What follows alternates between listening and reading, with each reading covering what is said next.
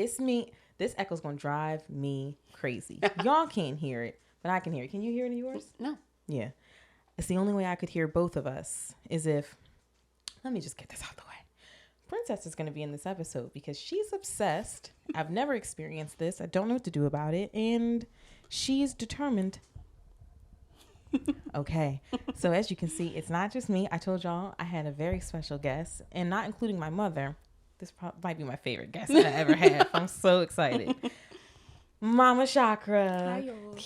I don't have a soundboard. That's what I'm saying. I want one. So I could be like, so you just like, yeah, that's what I I said. Mm-hmm. I'm gonna get that. We're gonna get you one. Okay, that's on my list. We're gonna get Princess, please, honey. It's okay. You want to sit right here? This is one time. Come on.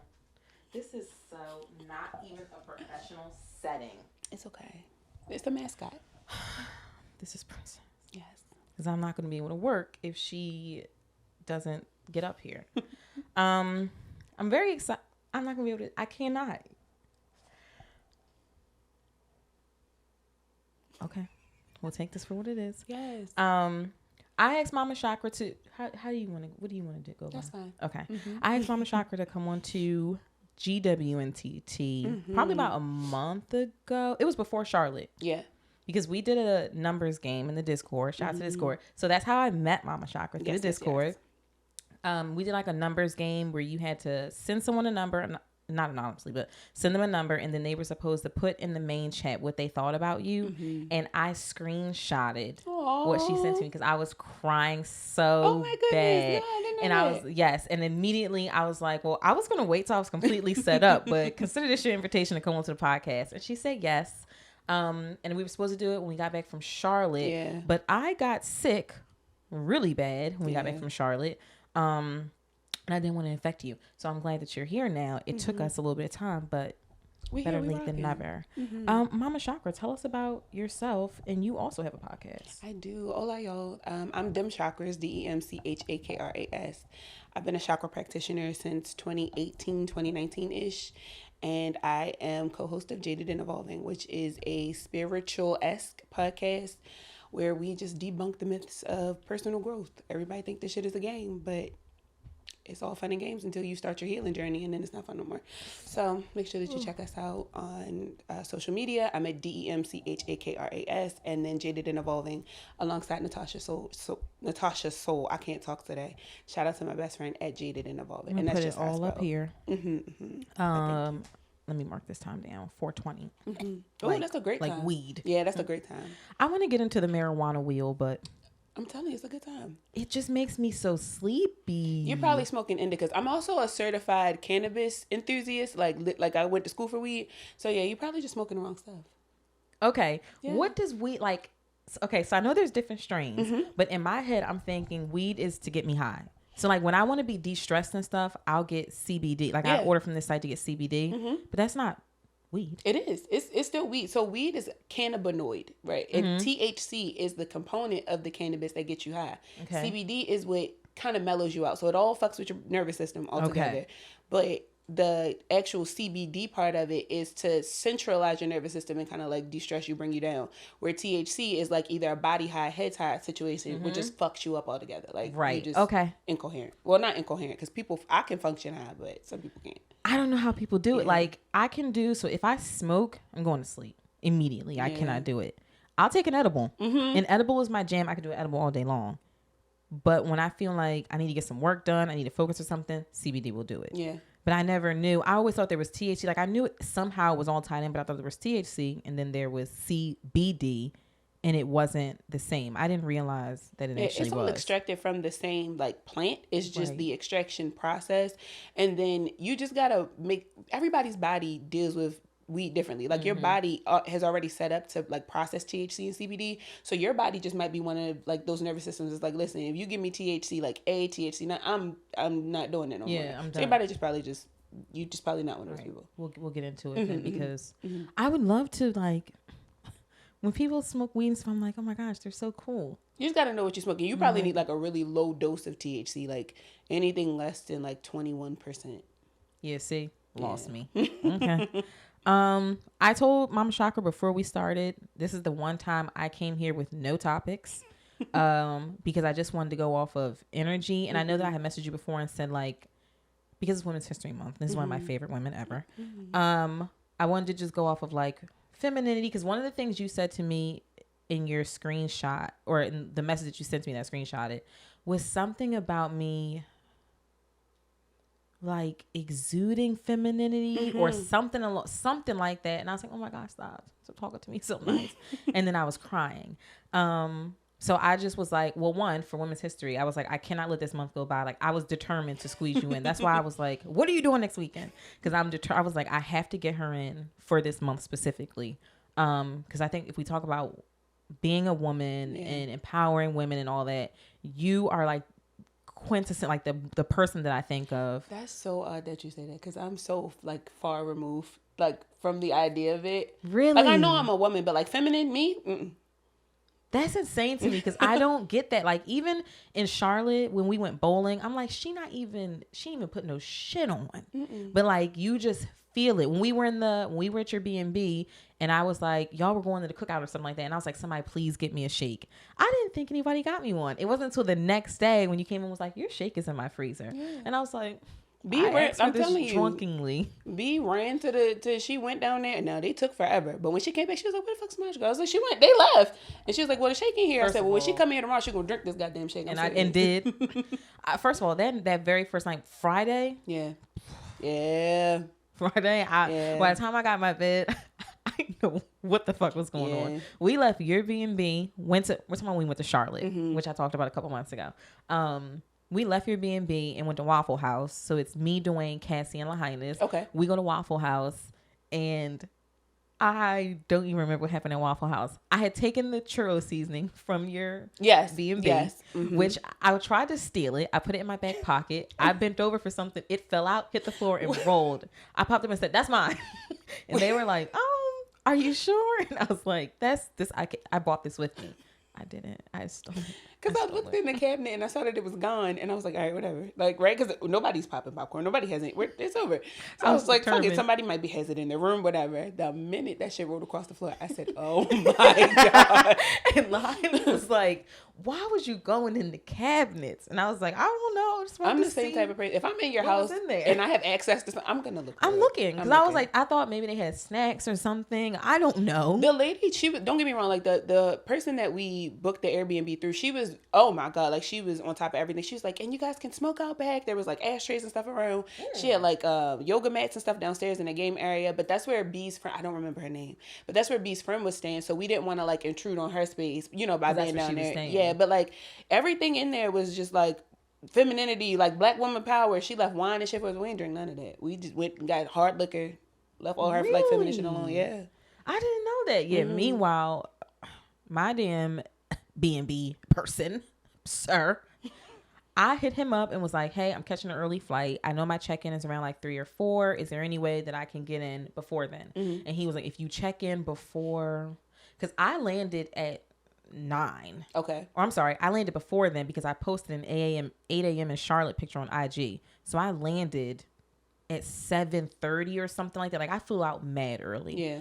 And then he was like, I would have to charge you for another day. And I was like, well, clearly I'm not doing that. I'll sleep in the damn car. Yeah. Like, so then time passes. I went, I took a picture, went and got something to eat. I went to Walmart to get food for the B&B. And then by this point, it's like maybe 1, 2 o'clock.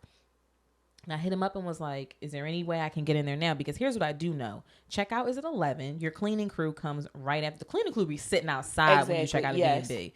And he was like, the cleaning crew has to come. So basically like, no. I'm sitting outside the B&B. I see the cleaning crew come in.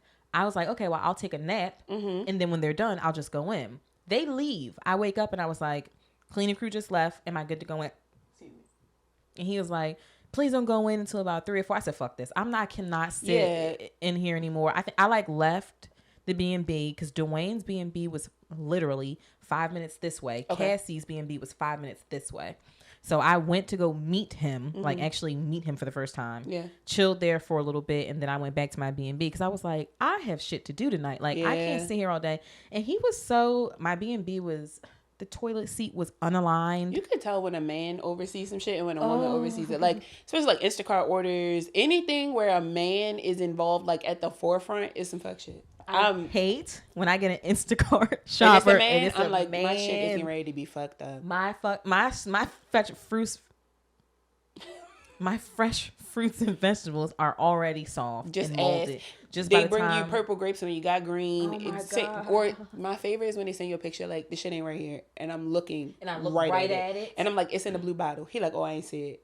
This is exactly why I just prefer women to do anything service based, except for like mechanics, right? Like, if it can be done, even then, if it can be done by a woman, I want it done by a woman. Yeah, let her. Because she won't get it right. I say this all the time, and I was like, I don't mean to be sexist. I just don't trust your judgment. I think it's one thing when a man does something and it's service based. He just has to be good at it. Mm-hmm. Men are not good at service anything. Like, they're not good at, and no shade, but think about when a man oversees like a project and it's like forward. Perfect example. When I sent you the message, you keep them. Speaking of Learn Lionel, you keep them in order, because one goes this way and one goes. When we were at Pod Nation, the amount of time I watched Lur like walk back and forth, and then Lionel kind of stayed in one place, but he was just kind of like doing his own thing.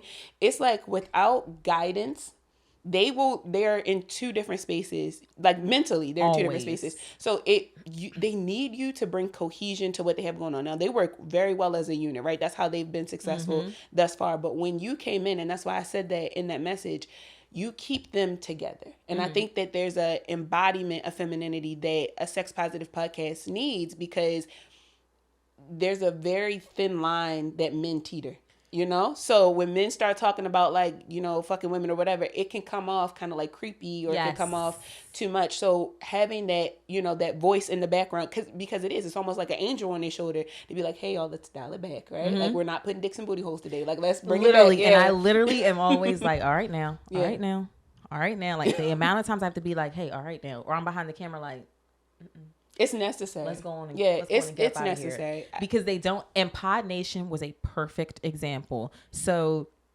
Pod Nation was really Lur's brainchild. And we were like, listen, me and Lionel kept saying to each other, like, I don't know what the fuck is going on. I don't know what the plan is. I am showing up and I am doing my thing. He texted me and was like, I'm gonna need you to be a little mean, like, do your thing. And I said, I got you. Where's the show flow though? Yeah. No show flow. I didn't get the show flow until the morning. And I said, you know what? This is on brand. Because you weren't on the call. You were not on that call. I don't know. Lionel probably wasn't on there either. It was a clusterfuck at that one moment. Yeah. And I said, like, I already have in my head, I already have a Google Doc for next Pod Nation. Because after seeing it, I was like, okay, I need this.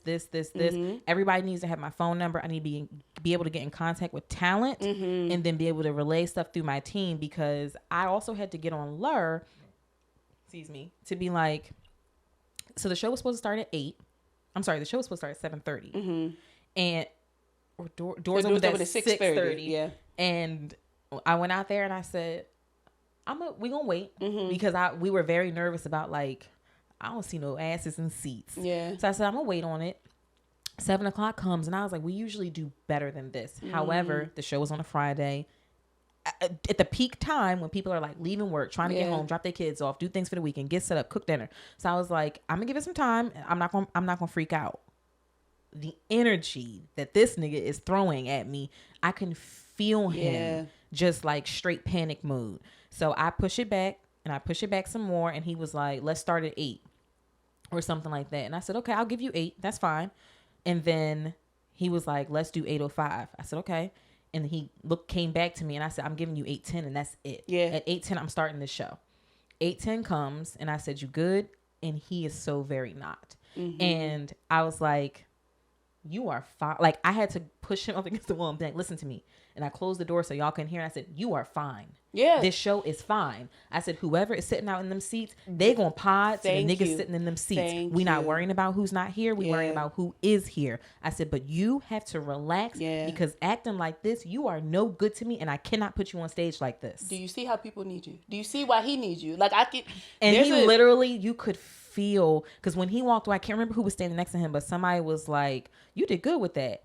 But you could feel him like, calm down, and he just kept. He embodies anxiety. Like, very talented man. Very talented. Both him and Lionel very talented. But Lionel has a certain like nonchalance about him where it's like even if some shit is going wrong, he's just kind of in the mode of like, okay, well, how do we resolve this? Well, let me go find somebody who can resolve this. Meanwhile, Lair probably in his mind is probably like going through a bunch of different like instances or a bunch of like situations.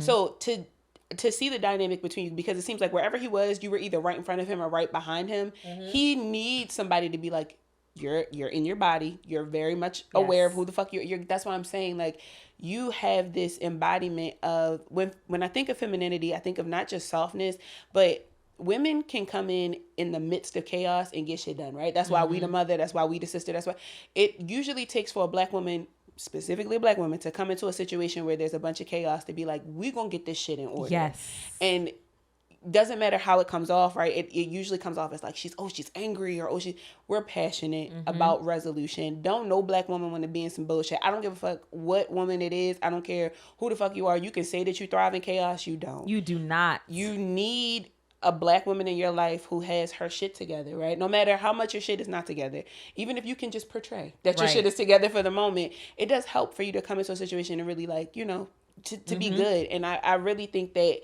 seeing you guys like online is one thing, but watching you guys interact in person, it just all makes sense. Like it all comes together, and it's like Lair needs so much. Yeah. And that's actually funny because when we were in Charlotte, like it's very much what you said. I'm either in front of him or I'm behind him. It's sometimes when I have to be in front of him because he is not capable of being in the front right now. Yeah. And that's fine. Because if he can't give his whole 100, I'm gonna carry this. I'm gonna carry this nigga however he that's is. That's how I think women in general need to learn that if there's a man in your life, no matter what he's not strong at, play to his strengths. You gotta play to his strengths because you need men just as much as a man needs a woman. Yep. And I'm not talking about just like relationship wise, even platonically. I have men in my life who are my homeboys, my brother. You know, my mentor is a man. For me, I know what they're good at. I also know what they're not good at. But I don't talk to them about their weaknesses until their weaknesses come up, right? Because what we're not going to do is we're not going to put nothing else on your plate.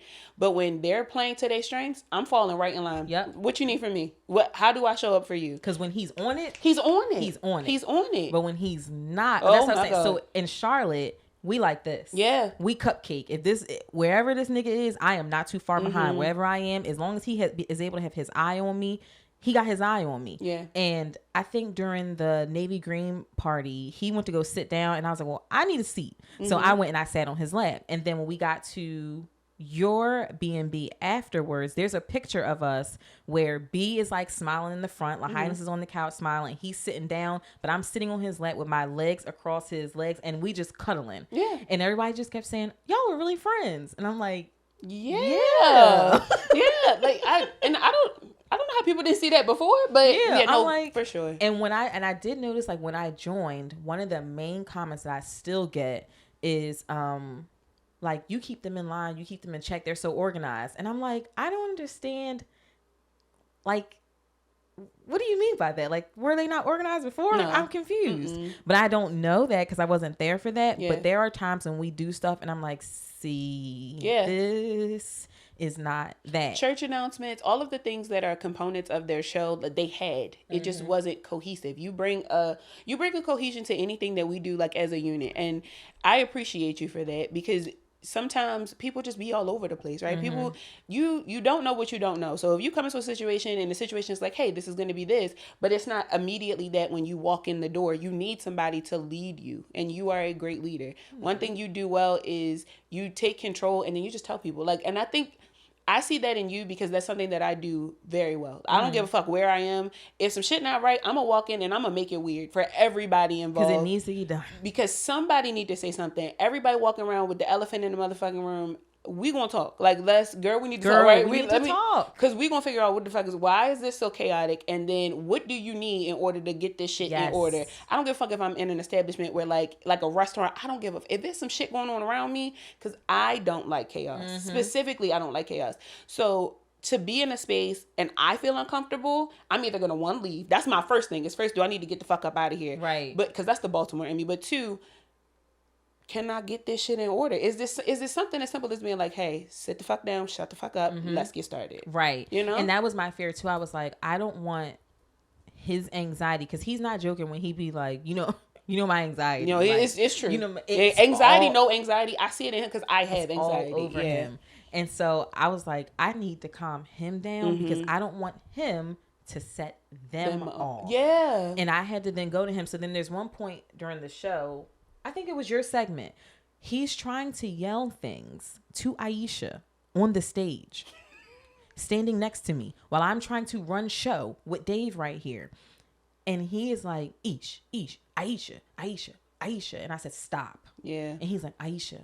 I said, stop. And he stopped and he kept going, Ish, can you tell Ish? And I said, stop. And I said, you need to tell me right now, are you talent or are you production? Because if you're talent, go in the green room because I cannot work like this. Yeah. If you can be production, then let's talk about this together. But then that means your ass better not hit this stage for the rest of the night. Yeah. Because you cannot do both. And he was like, you right.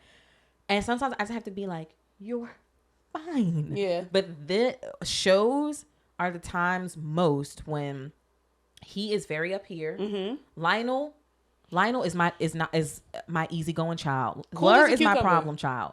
Lionel, I can ask him 3 questions. Are you good? Do you need anything? Do you want me to go get you something? Everything will be like, no, I'm good. I don't need anything. If they got some rosé or something like that, I'll take that. Yeah. Easy. I already got rosé for Lionel before the show even starts. I know what he needs. I know what he likes. I know what he needs. Lionel just wants his wine.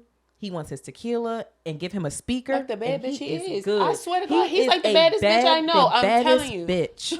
I know. Lionel and Dwayne. Yeah. The baddest bitches I've ever met in my life. And Dwayne hates when I say this.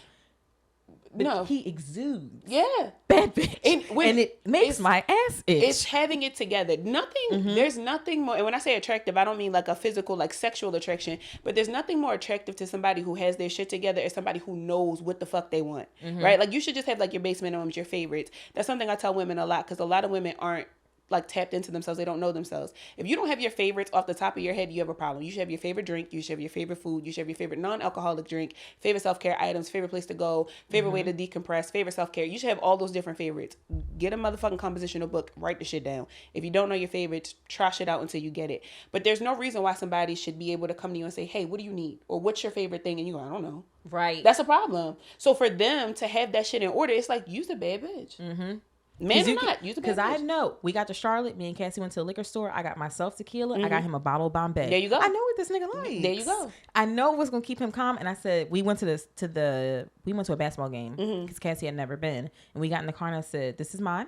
This is for you. There we go. And he had this look on his face of like, why you get, like, you got me this? Because you care. And I was like, well, one, I care. I was already in the liquor store. So like, I know what you like. Like, I know you'll drink tequila, but I know. Yeah. Bombay is your thing. So it's like, I got you. And I think that's like, I said this before, like, I'm trying to go through the year of like being a soft girly because I'm so used to, I don't trust nobody. Yeah. I don't trust you as far as I can throw you. And I'm Fort Knox. Like, there is one person that I will allow undeniable access to me.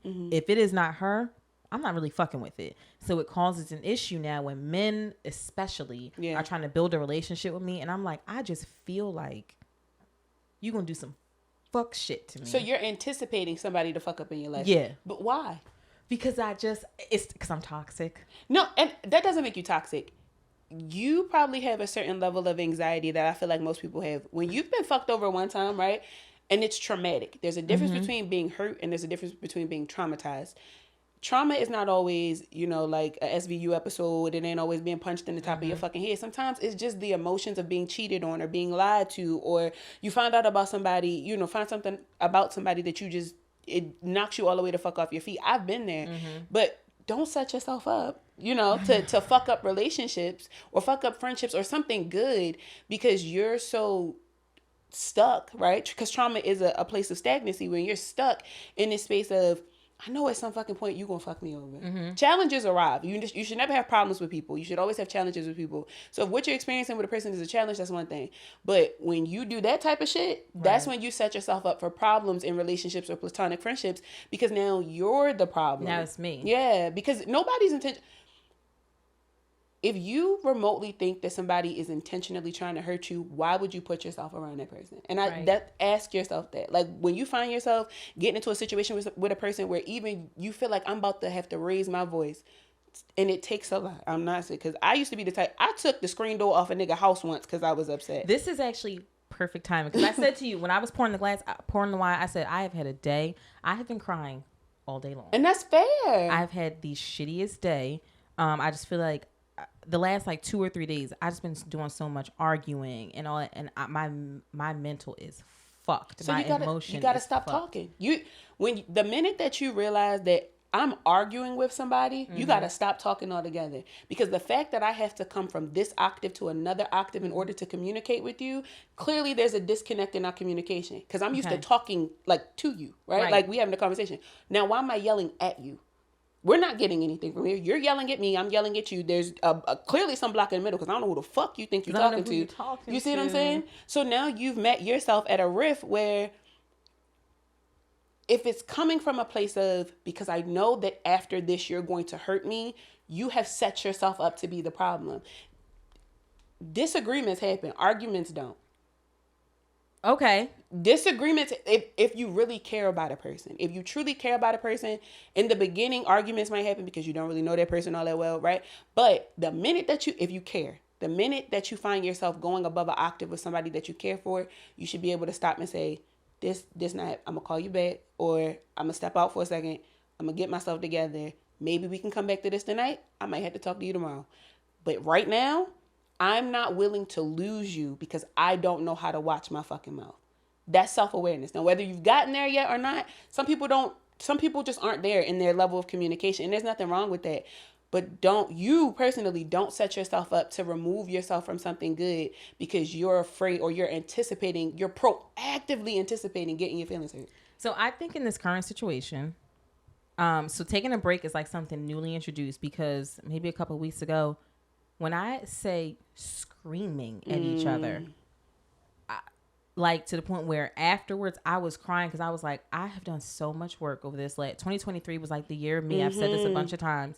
And I was like, this one conversation took me so far back, because I'm screaming at you and I'm cussing at you and I'm yelling at you. Because you're triggered. Because you're triggered. I am triggered. So we started doing like, you know what? Take a 15. Mm-hmm. But the point of a 15, I feel, is just so you're very clear, guys. It is Saturday. It is my cheat day. There is wine in this cup. Mm-hmm. Next. To me, the 15 is take a 15 and come back mellow. Okay. Not take a 15 and come back screaming. Mm-hmm. Like a break in a fight. Yeah. Yes. So when I come back and I'm like, listen, and I pinky promise, I'm talking just like this. Mm-hmm. I'm trying to keep myself calm. I'm not even moving too much in my still bed. So I'm not ready to come back. Your jaw is clenched. Your tongue is probably at the roof of your mouth, and you got this tingle in the back of your neck that if this person, I would probably strangle the shit out of him.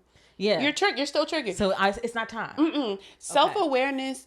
There's a level of self-awareness that comes when you first start getting, self-aware. And then there's a level of self-awareness where you become so calm, it scares you. You're not there yet. Mm-hmm. Because being triggered still is, when I come back from this, all you got to do is, if I even feel like if I feel like it even slipped from, I'm back to cussing you the fuck out. Yeah. You're not ready yet. So instead of taking a 15, we need to take the day. Like, right, let's put a pin in this. Mm-hmm. And my favorite thing is, because I don't ever want anything set in stone, I may be able to talk to you about this tomorrow. I might have to talk to you about this next week. But just know that we're going to talk about this. Okay. And so then let's say if you say, we may need to talk about this tomorrow.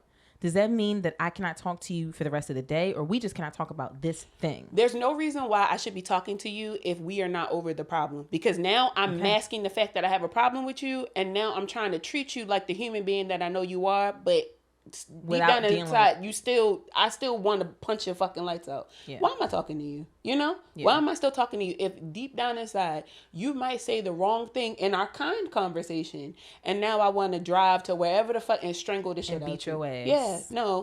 No, you gotta. I've taken weeks to talk to people after a situation, like altercations. My fiance and I, when we were like separated, there were times where we were beefing about shit, and I was like, yo, I gotta talk to you in like a month. Like, I need 30 days to sit with this, because I'm triggered. And I'm going to be triggered until I'm no longer triggered. So let me do the self-work, because I know the type of person that you are. And I know you well enough to know your style of communication. You're going to say something to piss me off again. Yeah. So let me take my anxiety and let me start thinking of all the ways you're going to piss me off. And let me bring resolution to this now before we get back on the phone. Or my favorite is in person. I don't like talking to people on the phone. I got to be in the room with you. I need to feel your energy. Because I feel like you playing with me. You know? You trying me like I'm a sample at Costco. And I'm like that. So I need to be in the essence of you to know that your shoulders are really down, right? Because all I can see, right now, all I can see is your shoulders. I need you to either back up from the fucking camera and let me see all of you, or I need to meet you in person. Because I still feel like it's some animosity in the way that you coming at me. And I'm not too far removed from when I first started healing. I will act the fuck up. Like, yeah. I've stolen a nigga's car. I done took the screen door off his mother house. I done fought men. Like, I'm not above any of that. Yes. I'm not above any of it. So I know myself well enough to know I'm too fucking old for this. Yeah.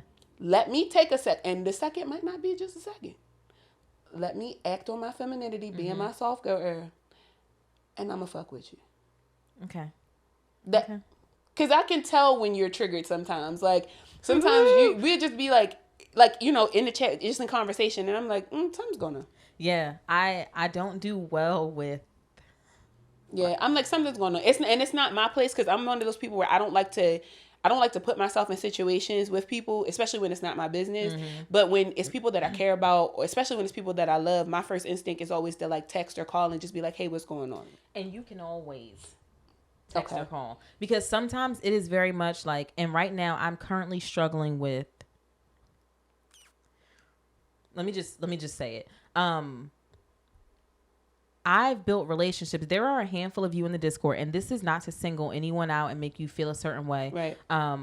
But when I text the boys and I said, we need to start the Discord back up. Because doing the Zooms and everything like that, like I cannot keep y'all on a schedule. At least if you're not doing the monthly Zooms, you can pop into this chat and talk to them. Yeah. We need to start this back up. And so since we started back up, there are a handful of you that have been rocking with us since we started this back up. And I am very protective of that group of you. Yeah. To the point where now you are in my home. Yes. Someone else, Cassie has been in my home. Yeah. Y'all have my phone number now. And I'm not someone who like gives access to people previous to this podcast. But since I started working on their podcast, I am even more locked down now, because I know that people know of me, depending on, and these are strange people. These are people I don't know. These are strangers, complete and total strangers. Total strangers. That's a big thing. However, there's a certain group of you that I care about very much, to the point where I could call y'all friends. I can call y'all family. Yeah. And so now I'm at a place where relationships are starting to change and dynamics are starting to change, and I'm struggling with dealing with it, because a part of me feels like Discord is a part of my job. I produce a show. Y'all are here to get content and all that kind of stuff. And it's not to say that y'all don't love us or don't do anything, because I feel genuine love and all that from, you know, especially that handful of people, you being one of them. But now I'm currently struggling with, how do I deal with you all and still be professional, but authentic, but also, I'm at a place right now where I kind of feel like I fucked up and I crossed the line and I built relationships with people when I should have just been popping in every now and then. You're human. And I don't want to feel that. No, you have to, first of all, the thing that you have to understand is this is new to you. Yeah. This is the first time that you've done this, and you're doing so well. So the fact that challenges arise, no matter what they are, I don't give a fuck what they are, shit happens. Yeah. You are also a whole individual with multi dimensions of yourself, right? Like, you're professional Samaj, you are friendship Samaj. This is who you are. So sometimes they happen to coexist with one another. That's fine. What you have to do is amicably bring duality to whatever the relationship is and go about your business, because you're still professional. Nothing has been affected by whatever it is that you've done. Right. Nobody is dead. Nobody's in jail. Nobody's money's fucked up. Nobody's hurt. Anything that has happened is so minor in action, right? It might be different in feeling, might be different in emotion, But this is why communication is important. Just talk about it, right? Yeah. And you have to be okay. I always say if you care about a person enough, you feel safe enough to be ignorant around this person. Bear it all. If you got to cry, I'm famous for crying. I will bust out crying in front of somebody that I'll bust out crying in front of a fucking stranger. I don't care. But I'll bust out crying in front of people that I care about because I feel safe enough to be afraid in this moment. If you feel like you fucked, say it. Yeah. So just come clean about it and pay attention to how you're received in that moment because that will determine what you do next. Right. A lot of the time we can't prepare ourselves for the conversation that we're going to have with the person, or we can't prepare ourselves for resolution to a situation because it's the first time we've been in it. So we don't know. Right. You just got to do it. You got to go into it and just be like, all right, fuck it. And whatever comes from this, whatever the penalty is, whatever the consequence, whether it be positive or negative, I have to take full responsibility and accountability for it because I'm one of those people in this situation. But what you do know is that if you never intended to be malicious about it, if you never intended to harm anybody, then whatever comes, it doesn't matter. Right. Because you never did it with ill intent. Your intentions were never to hurt anybody. And shit happens. Yeah. And we have to stop acting like that in life, right? Just because you guys have such a large platform, you're creating such a large platform over here too, that doesn't mean that you're not a person. Right. It doesn't matter what kind of job you have. It doesn't matter if you quit your 9 to 5 today or tomorrow and you're a full-blown entrepreneur, touring with them forever. You're still a person at the end of the day. So it doesn't fucking matter. People fuck up every day. Yeah. You're right. You did, and to be honest with you, if it's in the realm of what I think that you're talking about, you didn't fuck up at all. You are a human. Girl, first of all, you're a human being, but second of all, you're a woman. Yeah. This shit come with the territory. Yeah. So it is what it is. I think you just have to be a bit more open and honest with yourself because in your mind, you look at it as you made a mistake when in all actuality, you just did a thing. Yeah. You didn't do anything. Who, honestly, let's be real. Nobody's in jail. Again, you got to look at like the severity of it. Nobody's in jail. Nobody's dead. Okay, maybe some people got their feelings hurt. Right. And that's it. And that be the thing is like, I don't want to hurt anybody's feelings, but it's only what so far I can allow y'all to go before the person of me comes out. And I'm like, all right, listen. The person should have been there all along. You never separate yourself from anything. I don't give a fuck. Sometimes you have to separate a section of yourself from something, but you as a whole person with emotions and actions and who you are, you can never separate yourself from that. Yeah. So it don't if it happens to be like, okay, professional Samaj and like girl, soft era girl Samaj just happen to kind of coexist with one another. Okay, so fuck what? Yeah. Learn how to separate the two and go about your business. Yeah. You's a grown ass woman at the end of the day. You pay bills on this bitch. What the fuck they gonna tell you?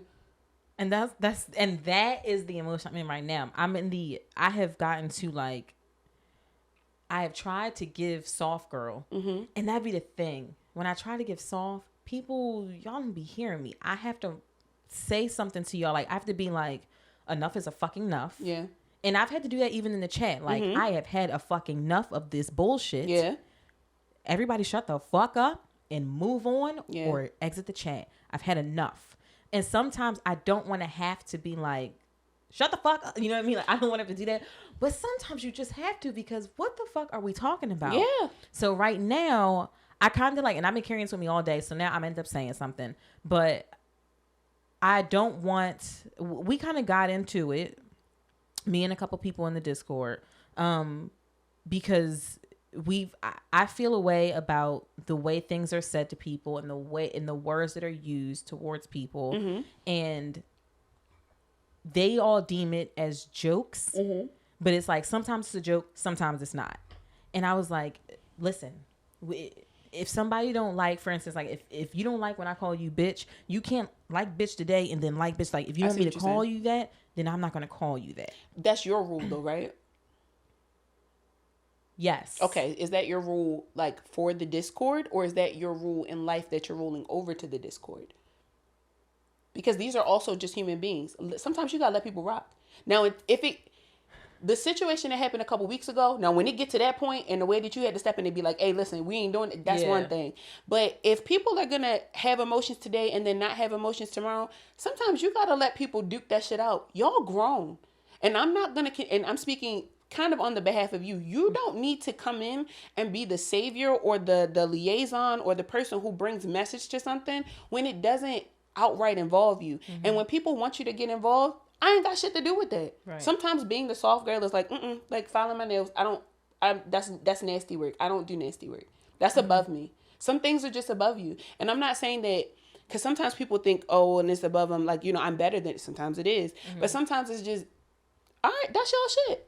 And then when somebody comes to you about it, I always ask, what do you want me to do about that? I'm not being a bitch. I'm being honest. I'm asking. Because if I assume that the action that I'm taking towards it is the right action and you don't react in the way that I thought you would, now I've protected you in a way that you didn't ask to be protected. And now that's fucking with our relationship. But if this is a situation where you're coming to me and I don't know what to do, I'm going to communicate with you and say, what the fuck do you want me to do about that? Now, once you tell me what you want to do about that, I'm going to ask you, is this for right now or is this long term? This is why communication is important, because sometimes people are emotionally impulsive in a moment and they want this to be the end all be all the time. So before, like, I run a community of women. When the community of women like, oh, I want to punch this bitch in the head because they're going at it. The first thing I'm going to ask is, you want to punch her in the head right now? Or do you want to punch her in the head? Like, if you saw her 3 days from now, you would still want to sock the bitch in the head. Like, let's think about why you're coming to me about this. And that's let's be real about, let's be rational. Some people lack rationality. Let's be let's think about this, because clearly what you're saying is not the normal, right? So we have to approach this not like the normal. Right. But you, as the individual that you are a leader. So when somebody comes to you with a problem, you immediately take charge. I've witnessed this in person and virtually. You immediately take charge. Take your hands off of it. Literally take your hands off of it. If it doesn't have anything to directly do with Samaj, fuck it. Samaj the producer, Samaj the person, Samaj the friend, Samaj the whatever. Ask them going forward. And this is not just in anything that you do in life. If somebody is coming and asking for you to show up in a way that you've never shown up for them before, what the fuck do you want from me? Yeah. What do you want from me? Because clearly the way that I would go about it, you don't like that. Yeah. And now this is causing a rift in between the two of us. You didn't ask me to show up this way. So you right, my bad. I'm going to take that on the chin. I fucked up. But going forward, what the fuck do you want me to do about this? Because now I'm showing up for you and you're resenting me. But this is what you asked me to do.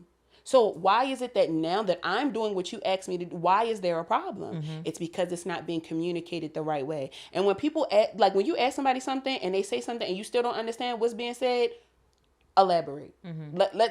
Let's dig a little deeper in, almost like a therapy session. Let's dig a little deeper into this, because I don't get it. And I'm not ready to read in between your black and white. You feel me? Try to figure out the gray area with you, because you don't know what the fuck you want. That's not my fault. Yeah. You came to me impulsively and now I got time. You came to me thinking that this was immediate. It's not immediate. It's going to take some time with me, because when I act the fuck out, I'm going to act the fuck out. And when I start moving furniture around, now all of a sudden I'm the bad guy. Now I'm crazy. Now when I start acting the fuck out, now I'm the bad person. When this is what you told me to come show my ass. You told me to come show my ass. But now that I'm showing my ass, and all of a sudden you want me to put my ass away. No, this ass is shown. Out. This ass is out. So you got to honestly, a lot of things boil down to communication. When I start talking, tell me, what the fuck do you want from me? Yeah. What do you want from me? Yeah. Yeah. I mean, yeah. Okay. And if they can't give that to you, then you take your hands off of it altogether. Until you can tell me what the fuck you want like a grown-ass individual, I'm going to continue to handle this shit with grace, which means I'm taking my hands off of it. Yeah. And I think that's very much it, that I feel like I'm being knocked off kilter, which I don't like. Yeah. Because I did a lot of work on myself last year. That was my year of fixing myself and fixing things I did not like, my tone, the way I talk to people. And this last week has I just been nasty. It's been a trying time. Yes, this week has been, I just been a nasty ass individual, and I don't like it, because now that I've worked on it and I almost fixed it, I know that I can do better. So the fact that this is taking me back is kind of like, all right, now you starting to fuck up my zen. So you got to get the fuck on. Yeah. Move. Get the minute that I stop acting like what I've worked so hard to become, you have to get the fuck out of my way. Because this is my personal journey. Everybody got a road, they own, metaphorically speaking. The minute that you come over here, you say, hey, I'm going to walk with you for a while. I'm going to be a part of this journey in your life, right? I'm going to fuck with you. We having fun. We kicking it. Challenges arise. First time, all right. Second time, we might not get it. But by the third and the fourth time, if I don't have a certain level of communication with you to figure this shit out in a healthy way, go the fuck over there and take all your shit with you. Take it all. Don't text me. Don't call me. And it's not that you're dead to me, right? Because sometimes we can be in a rift with a person where we just need some time apart to figure this shit out. But once it gets to the point where, like you saying, you don't even really, like, you recognize you, but it's a you that you don't like, that person has to get the fuck on, because now it's a catalyst to stepping, like, literally it's putting you back in almost like quicksand, and you're falling, you're reverting back. There's no reason for that. Easily. There's no reason for it. Especially if it's a newness. Like, if this ain't somebody that you got some tenure with, it's a lot, for me personally, it's a lot easier for me to get rid of people that I don't really have a deep rapport with. Because you can get the fuck on. Because I was cool without you, I'm going to be cool without you after the fact. So get the fuck on somewhere. With love. I tell Nolan, love you. Me and Nolan got this thing in the chat all the time. And it's not to him, but it's something that he's taken from me. I love you, but fuck you. I love you, but because I do. I have a deep care in my soul for you. I want you to be a better person. I want you to grow. But you got to get the fuck away from me, because clearly we are not good for each other. So although I love you, fuck you. Yeah.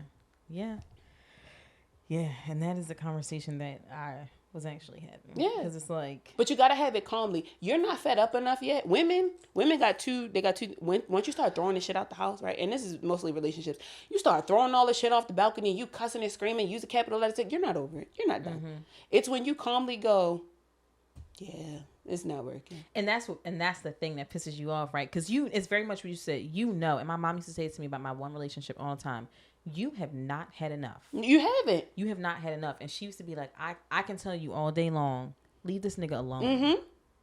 But she was like, until you have had enough, all I can do is be an ear for you. The pain ain't hurt you enough. Yeah. Your feelings are not hurt enough for you to let go. So because you want to have this rope in your hand burning at your fucking palm, go ahead and hurt yourself. Go be stupid. I got homegirls, I love them. Go be stupid. Go be a when dumbass. you need me, you come back. Let me know that you're ready to work on it. And then you got 2 times. The first time I'm going to help you. And if you go back to what the fuck you was doing, I get it. Because everybody makes mistakes. But after that second time, after I didn't help you steal everything out his fucking house. Exactly. After I didn't help you, take everything out his refrigerator. We done fucked up his social security. We done fucked his credit up. After we done done all this shit. And you go back again, you're done. You're dead to me. I love you, but fuck you. So if you're at a point now where this is like the first instance, this might not be the only instance. But if you get to the point where it's fucking with like your day to day, where you becoming this nasty and girl, come on, get your shit. If I gotta email it, send it, fucking UPS it back to you, or I gotta check the shit, throw it out, set it on fire. But you are going to get the fuck away from me, because I've worked on me too hard to allow some fuck shit like what it is that you're doing to bring me out my character. Yeah. You know how hard, firsthand, how hard it is to come up out some shit that you've been used to for decades? For decades, I've been such a hard person. I done had a hard on. I ain't trust people. I don't fuck with people. People always hurt me. Once you get out of that space and you start to calmly approach things, for you to bring me out of that you're not good for me. Yep. You're not good for, go on. And it is exactly that. Yeah. It's like, even the first episode that I recorded, when I was like, this is the year of yes. I'm doing the things. I'm living for me. Like, I have been so calm and cool this year. Like, you need me to host? Let's do it. You want me to go do this? Let's do it. Like, let's do it. Let's do everything. And then every time some shit start to happen over here, my asshole starts to quiver. And I'm like, this is fine. This is good. This is okay. And then one thing happens and I'm like, see, now I gotta fuck you up. And okay. It immediately. Is it a challenge or is it a problem? Because when you first start to, and this is for like the first maybe like year, you got to have patience with people. So is it a situation where, right? Like sometimes we just don't know each other. We don't know how to communicate. That was gonna be my next question. Right. Like we don't know how to communicate. The first thing you should ask them, and people don't do it, but the first thing you should ask a person when you first meet them is, how do you communicate? Are you the type of, do you immediately start cussing people out? Are you a calm motherfucker? Can I have a conversation with you? Do you blow up? And if people don't know that, I'm not talking to you no more. Because how the fuck you don't know that? Yeah. You don't know how you communicate? How you react and talk? Yeah, so no. But if you're finding that this is really fucking with your spirit, it's one thing to fuck with your mood. But if it's fucking with your spirit, check it. Because that means it's got to go. It's one thing to piss you off. It's one thing to make you mad, but it's another thing to traumatize you. It's another thing to make you angry. Like, it's to make it like guttural to the point where it's like, if I could get in a car right now and stab the shit out you, that's when they got to get the fuck on. But if it's like, motherfucker, I should punch you in your head.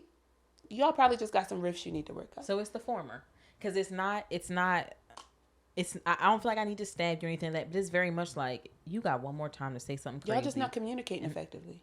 And not at all. You got to come out of that space of somebody trying to hurt you, and they got to come out of the space that everything is a problem when you talk to them. Because apparently it's being taken as you're the antagonist and they're the victim. There's no victim, there's no antagonist in the situation. There are two people who newly know each other, who know really nothing about each other. So there needs to be way more intimacy in the conversations that you guys are having. Not even like whatever it is, even if it's a friendship, not even sexual, but just an intimacy of what was your childhood like, right? What triggers you? What shouldn't I say to you? What is it, a smell or something that'll throw you the fuck up? And it ain't even about taking notes. It's just receiving the information and just being receptive for at least 6 to 12 months. It takes a lot. It does. I'm telling you, people be like, oh, 90 days. That's not enough fucking time. People stop doing crack for 90 days. And then that 91st day, they right back on that shit. Like, you gotta know yourself well enough. And if it took you a year to work with you, imagine what it's like working on you alongside, trying to work on something with somebody else. And you new to this. This 2024, you was just doing that shit in 2023. I don't even know why the fuck you talking to somebody else. Why the fuck is you even doing this? I barely even know myself. That's what I'm saying. What the fuck you doing? I know. It's okay though. It's okay. Because we play as fuck up. 6 months minimum. Yeah, 6 months minimum. Yeah, this ain't gonna work because my patience only go about as long as a scandal episode. Well, that's your fault. Oh. You don't have enough patience yet. But again, I'm working on. You just started this shit last year. Yeah. Which means you have to grant yourself grace in all of these matters, especially when you were talking about, like this being your first part. This is your first time producing. This is your first time doing a lot of things and taking these risks. That requires grace. When you get angry and you lash out, it requires grace for you to be like, listen, I forgive myself for acting like this. Let me check myself. And then when I go back to this person, the first thing I'm going to do is take accountability for how I communicated. But the second thing I'm going to do is tell you how you had me fucked up. And the third thing we're going to do is work on resolution. Right. Yeah. And that's something, and I don't know what this is, but it is something I do. Like, I will tell Lauren Lionel specifically when we're at shows, and I said it to a handful of people during Charlotte because I knew that y'all would be in this space while I was working. By the time a show comes, I am not discourse Samaj. Yeah. I am producer Samaj. Yeah. I'm trying to get a show out. I got shit to do. I have a time limit that needs to be stuck to. I need to make sure that they eat, drink, hit the stage. Nobody gets sick. Nobody's mad. They not arguing. I'm not pissed. Yeah. And we still get out this venue in the appropriate amount of time and still make it to the after party that y'all will all be at. While everybody still has the same, you know what I mean? Like, I'm managing a lot of personalities. A lot is going on. Nobody, like, Dave is the DJ. He on the team too. I need to make sure that Dave got his chicken fingers and fried. You know what I mean? Like, it's just a lot. So I remember saying, like, before we even get to Charlotte, I apologize in advance because producer Samaj is not with the shit. So y'all might want to do something with me, take a picture, do something like that. And I just may not have the time. I don't mean to be a bitch, but I may come off bitchy because I am the bitch during the show. Yeah. Because I need to get stuff done because I'm not just working with my team. I'm working with a whole venue of people. Yeah. Usually white people. Yeah. Who do not understand why they are allowing these black niggas to come up on this stage and talk about whatever sex the fuck that should be insane. Yeah, those shows. And I have seen the people at the venue when we do stuff and their eyes are like, and I'm like, Lord, we ain't finna be able to come back to this venue. Like, it's insane.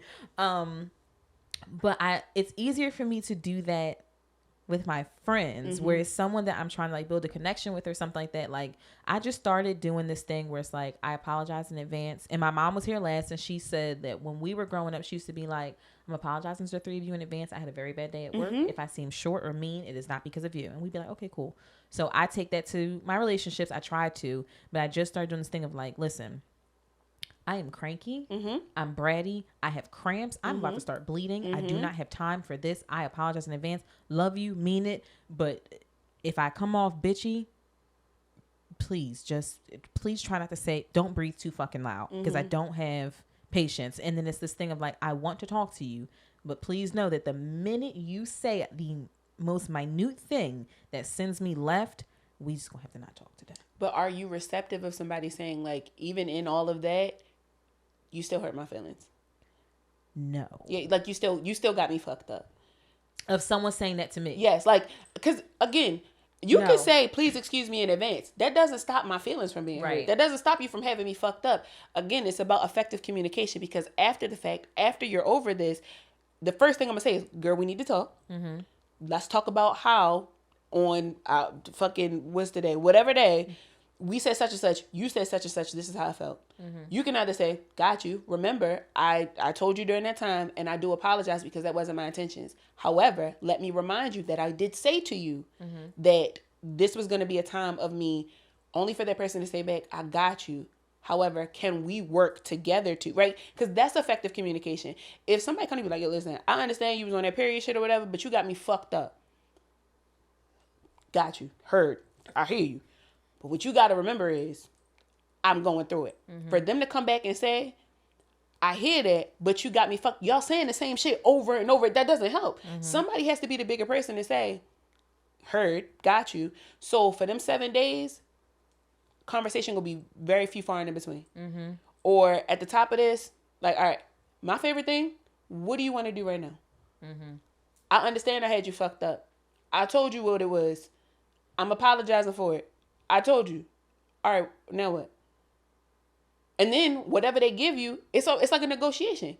Now we have to find compromise. So let's negotiate on resolution. You tell me what you want from me. I'm going to tell you what I want from you. And then we're going to go to the board. Even if you got to write the shit down. All right, are you willing to do such and such and such and such? Bet. All right, I'm going to cross that shit off. You feel me? Put that shit in the middle. By the time you done that conversation, either metaphorically or you actually wrote that shit down, y'all have come to a compromise. So now this is the foundation of communication for this situation if it happens to arise again. Right. If you don't do that with your people, you're going to lose your people.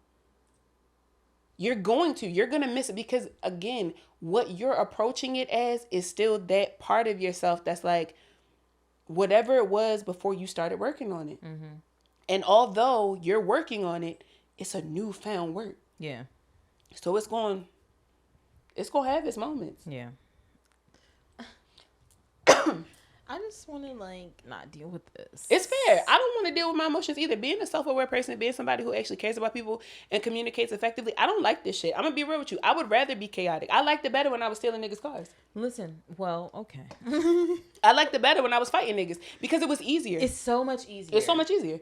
But now having to consider you and consider me, it's no, fuck that. Why should I do that? Why? Why should I do that? You're your own person. Care about yourself. That's what I'm saying, right? But in a relationship, it's us. It's not you, it's not me, it's us. It's you and me separately, and then there's us. So sometimes you really got to consider the us, unfortunately, right? If you want anything good in life, if you want to actually have people long term, you got to consider the us. It's bullshit, though. I'm telling y'all now, I don't really like to do it. And I'm engaged. I'm getting married in October. It's still uphill battle. This is me shaking my boobs for your wedding. Yes, come on, shake them titties. Got it. One thing Chakra not gonna do is turn down some titties. That's one thing we know. I'm so for a good time, right? Like when people first meet me, one, they think I'm so fucking serious. They think, oh, you're just so loving light. No, I want to smoke weed. I want to drink tequila. I want to shake my titties. I want some bad bitches around me. I want some niggas who want something. I want a bunch of fucking money. I want success. Like I want all that. In my head, I'm a mediocre white man with a cocaine habit. I've never done cocaine, but I just feel like when you think about a white man with a cocaine habit. Mm-hmm. That's my inner... He living. Yeah, you see what I'm saying? That's what I want from life. He's living. Damn. You know? I want to identify as a white coke... What was it? A mediocre white man with a cocaine habit. Got it. Mm-hmm. Mediocre white man is crazy. Yeah, because he's doing enough to be successful, but he's not going like really the extra mile. Like, I don't want to own this company. Yeah. I'm just fine here where I am. Yeah. Like in everything that it is that I'm doing in life, the black woman in me is like, yes, gotta... But... There's a thing about being a black woman specifically where we feel like we have to try so hard to be accepted and we have to try so hard to be, seen as a person. If I show up with this spirit animal of a mediocre white man with a cocaine habit, people immediately just take me more serious. Because I just come in about the business and then when it's over, I go back to being a strong black woman. But in that moment, I don't even want to identify as that because you don't even take that part serious. Yeah. And it's not my job to convince you that I'm a strong black woman. I'm a strong black woman no matter if I'm in this bitch or not. But clearly, we sitting across from this business table with each other about to sign this contract. So, nigga, you ain't got no choice but to take me serious. But that's why I come to the table as a mediocre white man with a cocaine habit because he walk in the fucking door, you feel me, suit on, nose red. They don't give a fuck. They sign the paper. Like, so that's what? Let's do it. That's the spirit that I exude. Like, although I come in, prim proper with the shit on, I sit down, I'm like, come on, like, let's work. Fuck is we doing? Yeah. And that's very much like, specifically the two of you, the other person being Tasha. I was like, during Pie Nation, I was like, if there ain't nobody else in here cool, I need to make sure they cool because they're my people. Like, y'all are good. We appreciate and then I was like, these bitches they don't even like need me, because I was trying to like make sure I was doing my thing and coming back to the green room, but then it gets to a certain point where it's like y'all were can't busy. even y'all were busy. I can't even do green room specifically shit you. Like every time I turned around, you was on one side of the stage and I would blink, and then you were like down the hall. I was like, how the fuck is she doing this? I get the fucking steps in. I broke my heels in Charlotte, and all I be doing is walking. Yeah. Then we had the Jones event in February for Valentine's Day. Broke my heel then. You be walking, and I'm like, I don't know if send the fucking funds, much. Okay, she is working. Please. Okay, tomorrow's my 1 year. I expect a check. Come on, yeah. I'm so excited. Yes, I'm so excited. We have to do we're like filming a skit for promo, so we're meeting up tomorrow morning and like doing a day of shooting. If I show up to this basketball court and they don't have nothing for me, I'm doing a day of shooting. Okay. Depending on what time I pull out of here, call me and we could do it together. Got it. Because what the fuck? Because what the fuck? Okay. I'm talking about like if it ain't, and I don't want no like bitch ass bouquet for my girl either. I need for you to have put some thought into it. Don't run to your, I don't know what kind of supermarket y'all got up here. Don't run to the supermarket and be like, oh, let me grab this real quick.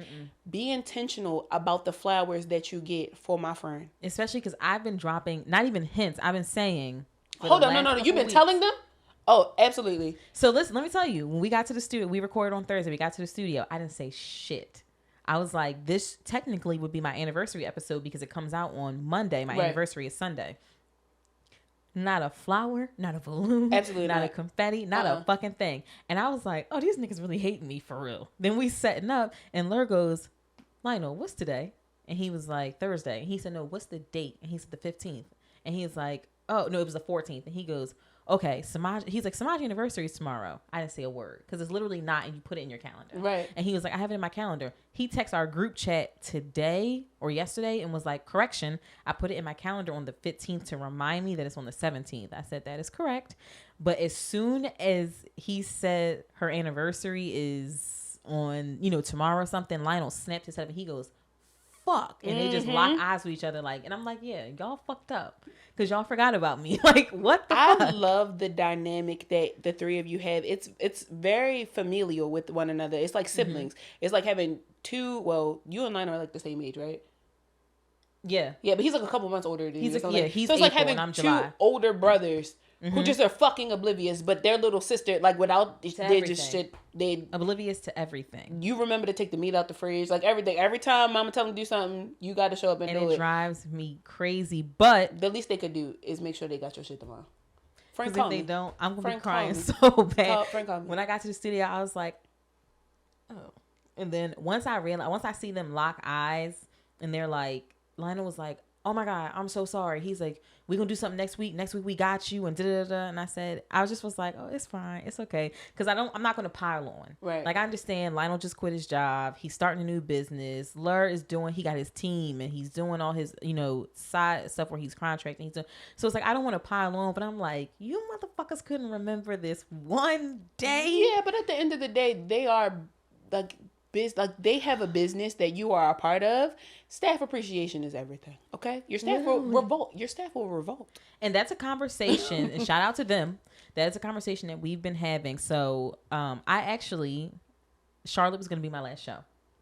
I was going to do Charlotte and travel and make sure they were good for this, and I was going to quit. I was going to be done. And there was a conversation of like, is Charlotte going to be my last show, and I just don't travel anymore, or am I leaving the team? And I was like, no, I think I need to lead the team. Like, I think in order to preserve my friendships and my mental, I just don't always feel appreciated. And I know, like, my heart knows they don't mean it. Yeah. But my head doesn't realize that, because when I'm saying it to you constantly, like, this is what I need, this is what I need, this is what I don't like, this is this, this is this, this is this.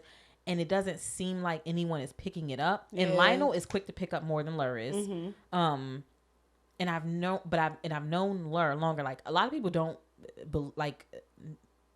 they can't believe this when I say it, but I only met Lionel when I started. I've only known Lionel for a year. Okay. I've known Lur for almost 12 years now. Okay. Like, that's tenure. Yeah, y'all. That's my fucking that's my friend. When I got fired from my job, he walked out with me. That's what he was like, about. Well, bitch, get your shit. We done. Hell yeah. Like, they kicked me out, was threatening to call cops. Like, it was crazy. I packed my stuff up. I turned my money in. We was leaving and he was walking out the door behind That's me. what We I'm was talking standing at about. the bus That's a stop or friend. whatever Hell together. yeah. And I was like, you know what? This nigga's cool with me. Like we gonna be locked in forever.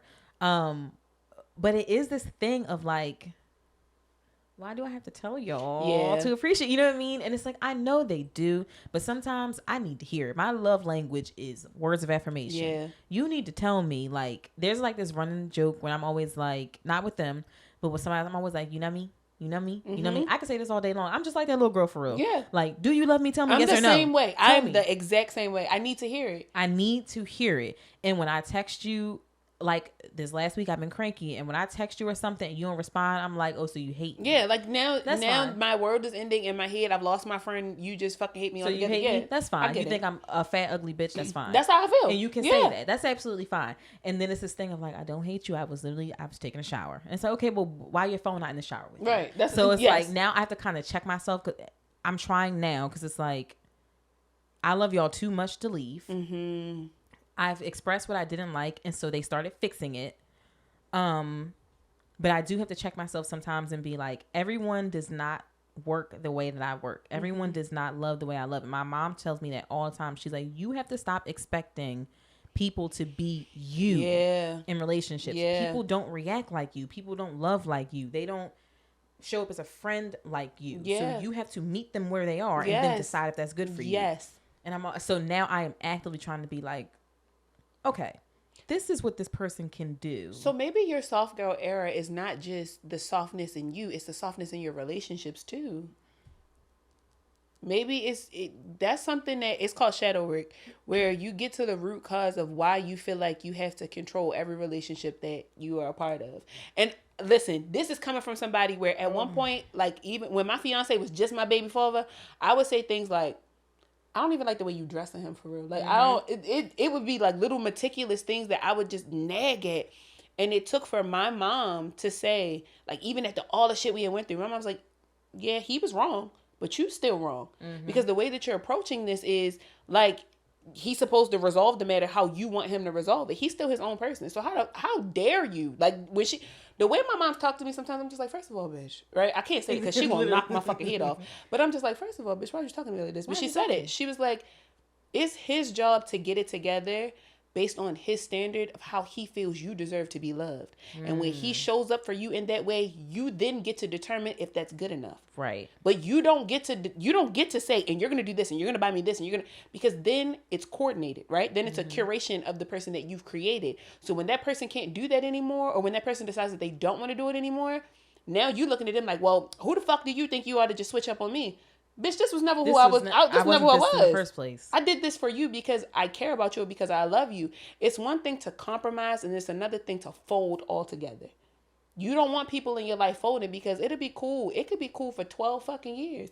And that 13th year, they're going to turn around and be like, yo, fuck you. And now you're going to feel the same type of way because, not after all the flowers you bought in that. And then you go, oh, you only did that because I told you to do it. I made you do it. Yeah.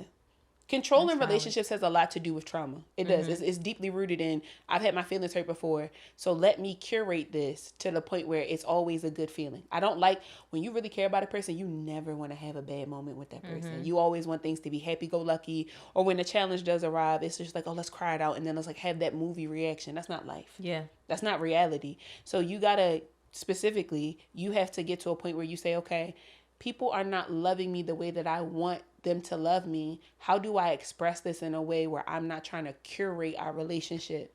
I'm just trying to get them to understand you're not loving me correctly. That's fair to say. And I don't think enough people appreciate that, the ability to go to a person and say, you're not loving me correctly. I've told my mom that, I've told my dad that, I've told my fiance, I've told my friends. When Natasha and I first became friends, she had to kind of catch me up on how to be. I went to her directly like, how do I show up for you? Because she has diagnosed ADHD. My patience wears thin sometimes, like even when we're talking, because she will zone out like immediately. And I'm not the type of person to get impatient with people. I'm like, hurry the fuck up. But sometimes I'm looking at her like, friend, please finish the thought. And it's because my version of ADHD, what I have going on, is such a rapid paced thing. So it was a lot of, in the beginning of our friendship, me just directly asking, how do I show up for you? How do I support you in your diagnosis? How do I do these things?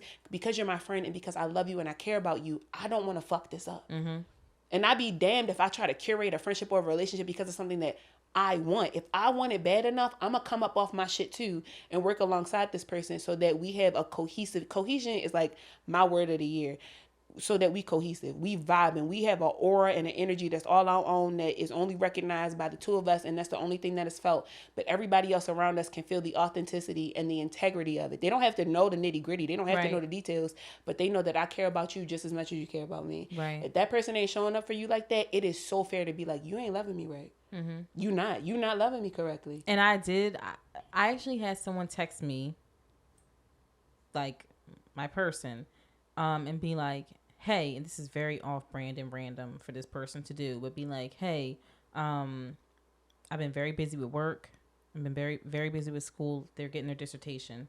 Damn, come on, yes. And she was just like, I know, she was like, I'm busy right now, and I apologize for not showing up for you the way that I know that you need me to right now. And when I read the text, I was like, I ain't never seen no shit. What the fuck is this? Right. So I didn't know what to say back. I just was like, okay. I said, I was like, well, I appreciate this. Like, I appreciate you communicating that to me. You know, if you need anything, like, I'm here, let me know. And she was just like, okay. And I was like, what the fuck? That's effective communication. Since when we start doing that? And I was kind of like, okay, like I can work with that because you realize that your schedule and what you're going through is not allowing you to show up for me the way that I need you to, in the sense of simply asking me, how was your day to day? Yeah. And I'm the type of person, specifically with this person, because of the things that we've been through, where it's like we could talk on Monday, all day Monday, all day Tuesday, all day Wednesday, and then Thursday you be spotty. And then Friday, I don't hear from you. And then I don't hear from you Saturday. And then you hit me up again on Monday. So now I come back to you like, I have not talked to you in literally 4 days. What the fuck is going on? Yeah. Because for me, and I don't know, we need to talk.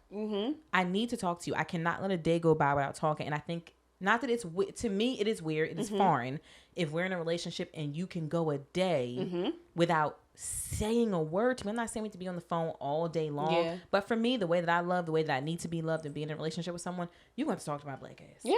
Because if not, I'm going to die. I'm like Tinkerbell. And if the people in your life can't understand it, then they're not your people. I'm a firm believer of that. The minute that I tell you what you actually have to do in order for it to be a stable foundation, ain't nobody saying this is the end all be all. I'm just saying, when you say, how do I love you correctly? How do I show up as your friend? And I say, I need for you to talk to me every day. Doesn't have to be all day. Simple good morning text. Maybe in the middle of the day. What you eat for lunch? Minor shit. If you can't do that, you don't care. You do not care. You don't care. You do not care. You don't care. How? And I don't have to talk to people every day. I don't even talk to my mama every fucking day. I'm different. Don't speak to me, right? Only speak to me when I'm on your mind. Because I don't like small talk. I don't like the, how's the weather?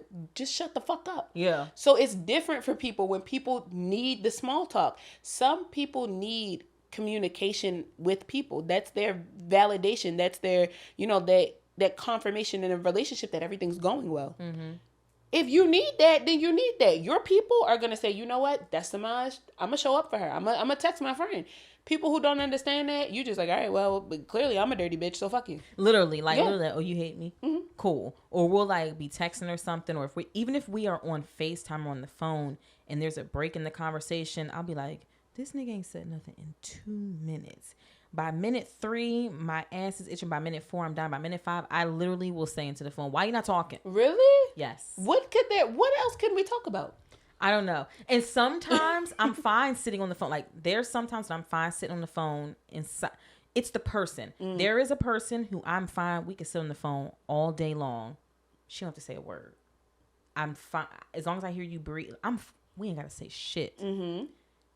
This other motherfucker, you have to say something to me out your mouth. I've learned that sometimes I just got to keep talking. Like, I got to keep talking in order for that person to talk back to me. If you don't find that you can have, like, constant communication with a person, I like your approach. Just being like, oh, you just fucking hate me. I love that. Because I'm going to put it all out on the table. Do you hate me or not? Exactly. And then if they come back, like, why the fuck do you think? Because it's been 5 minutes and you haven't said anything to me. That person then needs to go, well, what do you want to talk about? Now, if you come back and be like, I don't know, well, then you the problem. But right. I'm famous for being like, what do you want to talk about? So I went to the store and I got some bologna, and I don't really eat bologna. I picked up the wrong thing. Like, I'm that type of person where I'll just, because, like, clearly I just need to keep the communication going. I need to keep the energy flowing. So honestly, if you're not being, you're like, quirk, because I know you could get in that quirky bag. Just get in that bag and just start talking about random shit. What else could we possibly talk about? Well, I just personally feel like mashed potatoes is just better, like, when you make them from scratch rather than when you get them out the bag. That, sometimes that bag, we got to put the hot water in. That's how I be rocking. Literally. That's how I be rocking with me. Yeah. And then sometimes it's a thing of like, I don't hate you. I'm not ignoring you. I was just reading something. I'm like, well, fucking read that, or say like, give me 5 seconds. I'm about to read something. Or I'll be on the phone sometimes and I'm like, why you get quiet? Why you not talking? And it's like, hold on, I'm reading the email. My favorite is, well, read it out loud. I want to know. Look, I say all the time, well, can you just like say it out loud or something like that? Because the silence is like, do you hate me? Why are you not talking to me? And if people, I cannot do it. If people know your communication style, I would recommend that person, if you listen, I'm pretty sure you listening, start doing shit like, when you say, well, read the email out loud. All right, well, I'm not going to read the email out loud, but tell me how I should respond to this. Like, let me read this shit to you and, like, help me with the response. Right. Get people active in your life so that they feel like they have a place in your life. Don't just...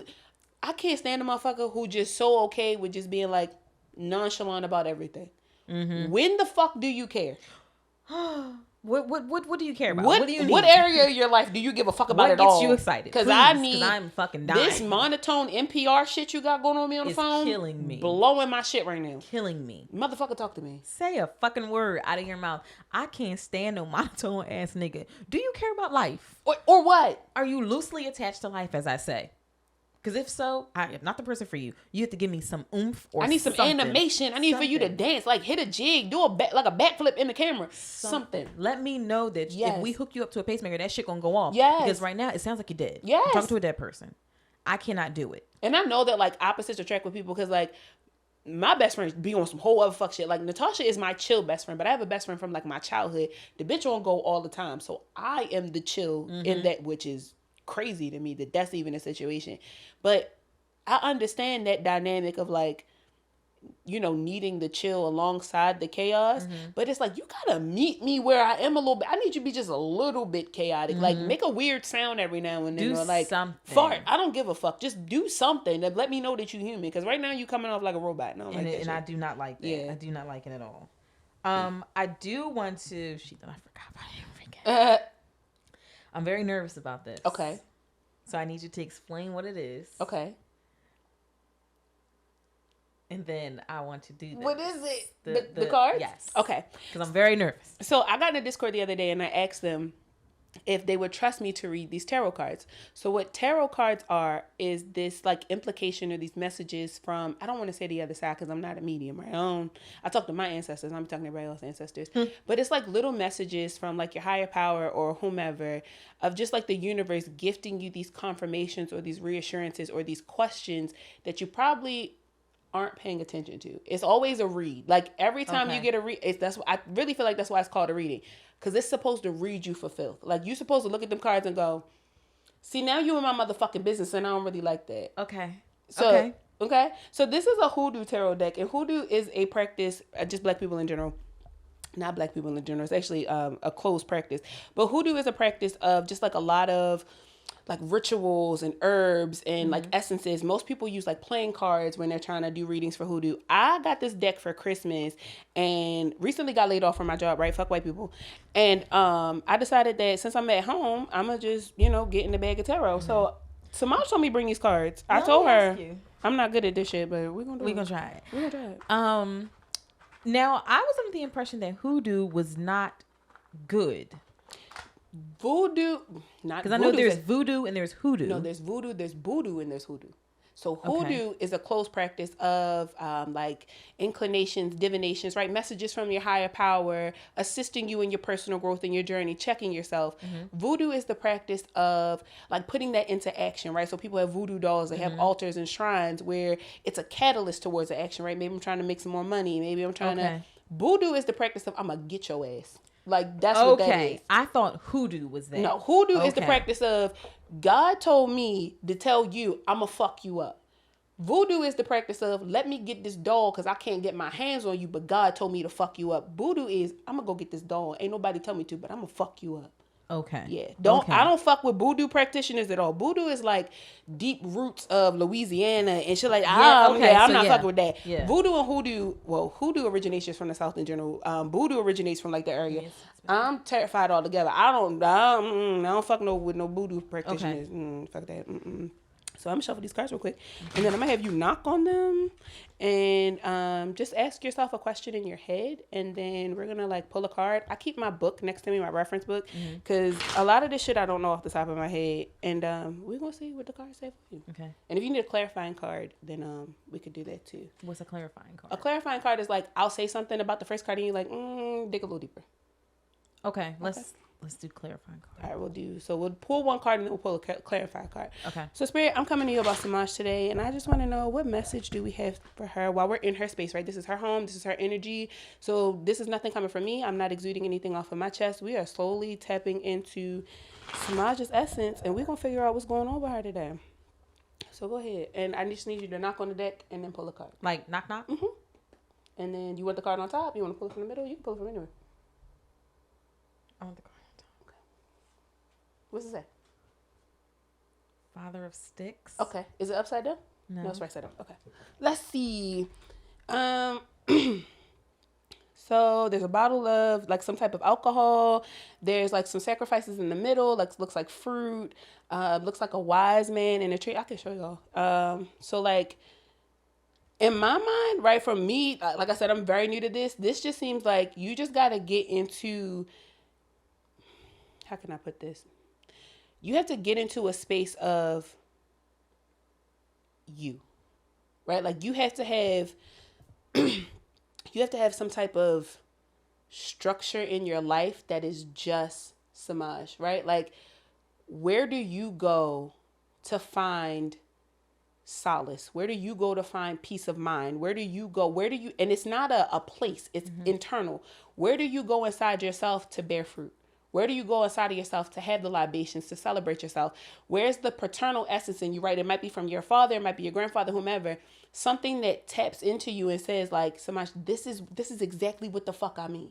Mm-hmm. That's what you need. But I'm going to look into the book because I want to know what the fuck the book say about the father of sticks. Too. Be nice to me, book. Or read me for fun. I was going to say, we can't promise because I be looking at this motherfucking book sometimes like, use a bald head bitch, and I don't appreciate that. Let's see. We go 83 with it. The Father of Sticks is generally a beneficent card on the positive side. It's visionary, adventurous, goal-oriented, wise, and trustworthy with a can-do attitude and a natural-born leadership. So the image is a highly successful 19th century hoodoo man named Dr. James Alexander, who lived in New Orleans and was originally from Mississippi. It's depicted as the Father of Sticks. He was known for curing ceremonies, which included the distribution of fruit covered in burning brandy. He would also do head washings with the brandy. So again, that you take care of everybody else, right? How do you take care of you? How do you show up for you? How do you heal you? You have to get into a bag of yourself, because often we can't always run to our room, right? We can't often, go into our car and just scream. Sometimes it's right there in that moment in the midst of chaos where you go, what am I going to pull from myself to bring peace to me at this moment? So you have to work on creating that space for yourself. And oftentimes it is that paternal piece, right? We go to our dad, we go to our granddad, we go to our uncle. My dad's name is James. So you go to this space and you like the minutes, for me specifically, when something's wrong, I immediately call my dad, right? My car's fucked up, so I'm gonna call my daddy. And he's going to give me whatever advice, whatever peace of mind I need. And I immediately just kind of come back and I'm like, all right, I'm cool. You have to do that for you. Okay. You got to keep those messages, right? Whatever wisdom you're getting from whatever person in your life, however you're going to, cure the chaos, however you're going to wash your head metaphorically, how are you going to do these things? You're already a strong leader. You're already trustworthy. You already have a can-do attitude, but you will stifle yourself and you will put yourself in a place of stagnancy if you don't learn how to care for Samaj when the self-care is not available, when the wine is not available, when talking to somebody is not available, when all you have is you. What are you going to do? So that's what that means. Okay. Yeah. All right. You want to clarify that? You want another card? No, I think that was great. Okay. So that's really all readings are. Readings are just a moment. Look at me doing shit. Is a moment of just, again, checking in with yourself, making sure that you're good. I like to read cards. I like to do readings because sometimes I just don't know, right? I don't know what the fuck be going on with me. I be feeling it, but I don't fucking know. And I want the truth. I don't want what Christian thinks. I want what the card say. What the fuck what's going on with me? Because sometimes I like to lie to myself just to feel better. Yeah. You know, I'm just like, no, this is fine. What I'm doing is fine. This is great. It's not. And I know it's not. And I'm not perfect by a long shot. I fight with perfection so much within myself internally because so many people have so many ideals of me, who I am as a person. And I like to show up the best way that I can for people, but oftentimes who people want me to be is not who I am. Mm-hmm. So I need cards specifically to bring me back down to earth, because sometimes I get too far ahead of my ego where I start acting out just because I'm trying to prove something, to whether it be to somebody, right? Specifically in business, becoming an entrepreneur, I'm trying to, show out and do the thing, right? Be the mediocre white man with the cocaine habit. When in all actuality, Christian, you're just supposed to be Christian. And that's what the cards often tell me, like, calm the fuck down, chill the fuck out. How often do you give yourself a reading? Usually when I feel like I've prayed about it, I've talked to my friends about it, and I'm still not getting answers. Where I feel like nothing is making sense. Like, why? My friends will be like, no, and I'm seeing this in you. I don't listen to people well at all. People think that because, like, I give advice really well, I don't receive it. So people tell me what they don't like, no, fuck you, you're wrong. A lot of the time I need cards to be like, yeah, I heard this and it somewhat resonated with my spirit, but I kind of want to do what the fuck I want to do anyway. Was it right to listen to that person? And what else do I need to hear? Okay. So I find myself doing it like really like every 3 months, but I should be doing it like once a month, like deep readings once a month. Okay. Yeah. And then you lost my damn train. It's not the cards. Oh, so you briefly explained what a chakra healer is, but explain it again because I was not really fully getting it. So there's over 200, but I deal with 7 energy points in the body, and they run from really the back of your ass to the top, like the crown of your head. And what the system does is there's a physical ailment, or there's something physical, right, within your body that will alert your spiritual system that something's wrong, and vice versa. So when your spirit is not, inept, or when it's not where it should be, it causes you to have physical ailments. So I like to tell people, specifically their root chakra, anytime you're constipated, something's going on with the safety and security in your life. So when you're like, my ass itch, right? Or like I'm backed up, you feel some type of scarcity. There's some type of fear. There's some type of anxiety in your life at some point. Your sacral chakra, which is so it goes from 7 to 1. So you have, or really it goes from 1 to 7. Start at your ass. Start at your root. So your root, fear of things, anxiety. Your solar plexus is, maybe you have some type of sexual and these are blockages. You have some type of sexual blockage, or you don't feel creative. Your solar plexus, you're not feeling as confident, or, you lack self-autonomy. You don't even know who the fuck you are. Your heart chakra, you lack love, but maybe you're having money problems. Your throat chakra, you have a sore throat, or, you're not communicating effectively. Your third eye chakra, your delusion is too fucking far ahead of you that you lose sight of something, or you have no imagination altogether. And then your crown chakra, you've lost the connection to your higher power. It feels like ain't nobody talking to you, not a angel, not God, nobody. There's 7 chakras. There's blockages, there's being harmonious, and then there's being too open. So what I do is I work with people where I say, hey, what's going on with you? You tell me the truth, and then I tell you what's wrong. And then we work on resolution. But it's a lot easier for a chakra practitioner versus like a therapist, because it requires people to get like, with therapy, it's like, I think you might have like bipolar disorder, or I might, I'm not a therapist. I'm not a licensed therapist. I'm a certified chakra practitioner. So what I'm going to say is shit like, I think that something's going on with your money. I think something's going on with your finance. Let's talk more about your root chakra. Let's talk more about, what you've eaten this week. Maybe it's not that your chakra's fucked up. Maybe you haven't eaten a fucking vegetable. Sometimes it's a lot deeper than, just your spirit. Sometimes you're just fucking yourself up physically, which is causing the spiritual, disconnection with yourself. So chakras I started my chakra journey when I pulled all my hair out. I lost my fucking mind in 2018. I went through postpartum depression really bad after I had my son. Sat in the car one day and I pulled all my hair out in the front.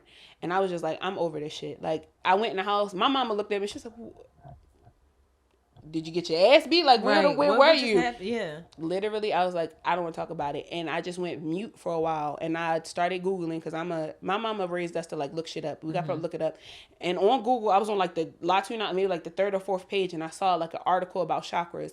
And I clicked on it and I looked at it. And then not even too far after that, I got on social media and there was a lady, I still follow her to this day, named Ajna Isara. And she kind of taught me, you know, like little things about spirituality in general. And then she said, you have to find a facet. You have to find some form of spirituality that works for you. Mm-hmm. So I saw that article. I saw what the fuck she was saying. I was like, I'm going to try this. And it's just been up and stuck ever since. But I like dealing with niggas. Like, I like dealing with people who are like inner city, who aren't, you know, they don't know this shit. They just know that something's wrong. I want to talk to somebody where I can talk to them like this.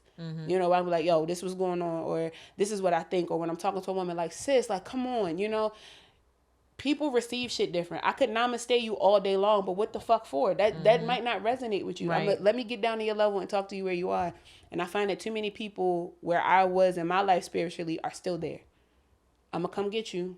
I'm going to bring you over here and we're going to rock. Okay.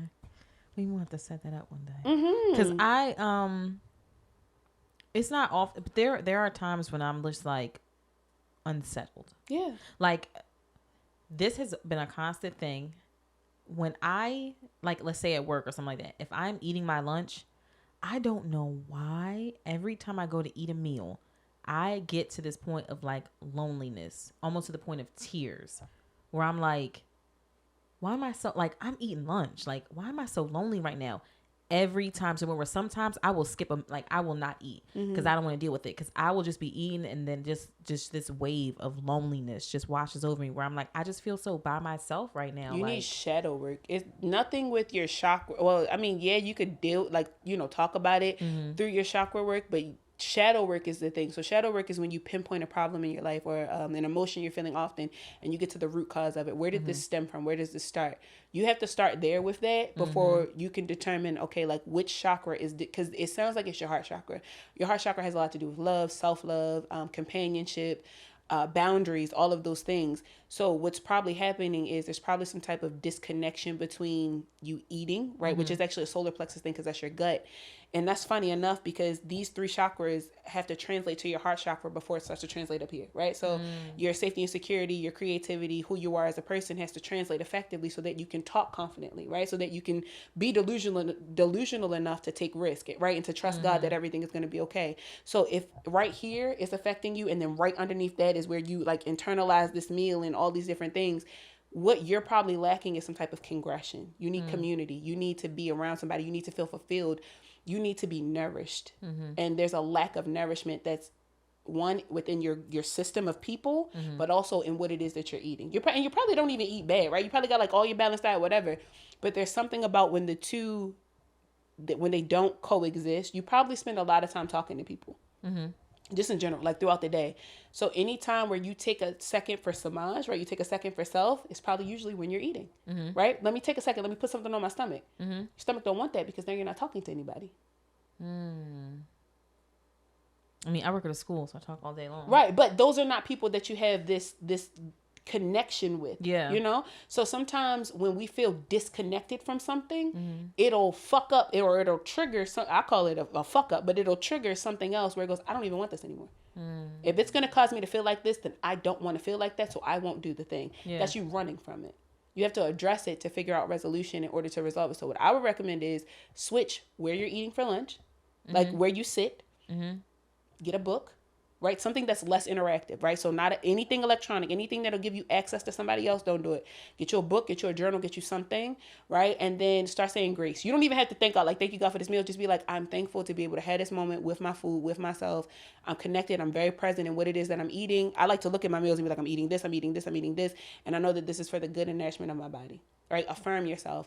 And you look crazy I'm telling you, you look crazy as shit when you're doing it.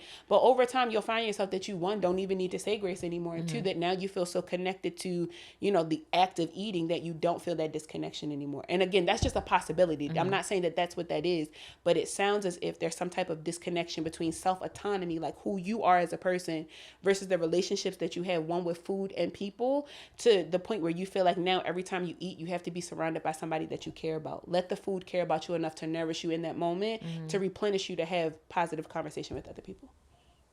Okay. I mean, when you're, as soon as you say, I mean, it sounds, it feels on brand. It feels very on brand for my fucking life. Yeah.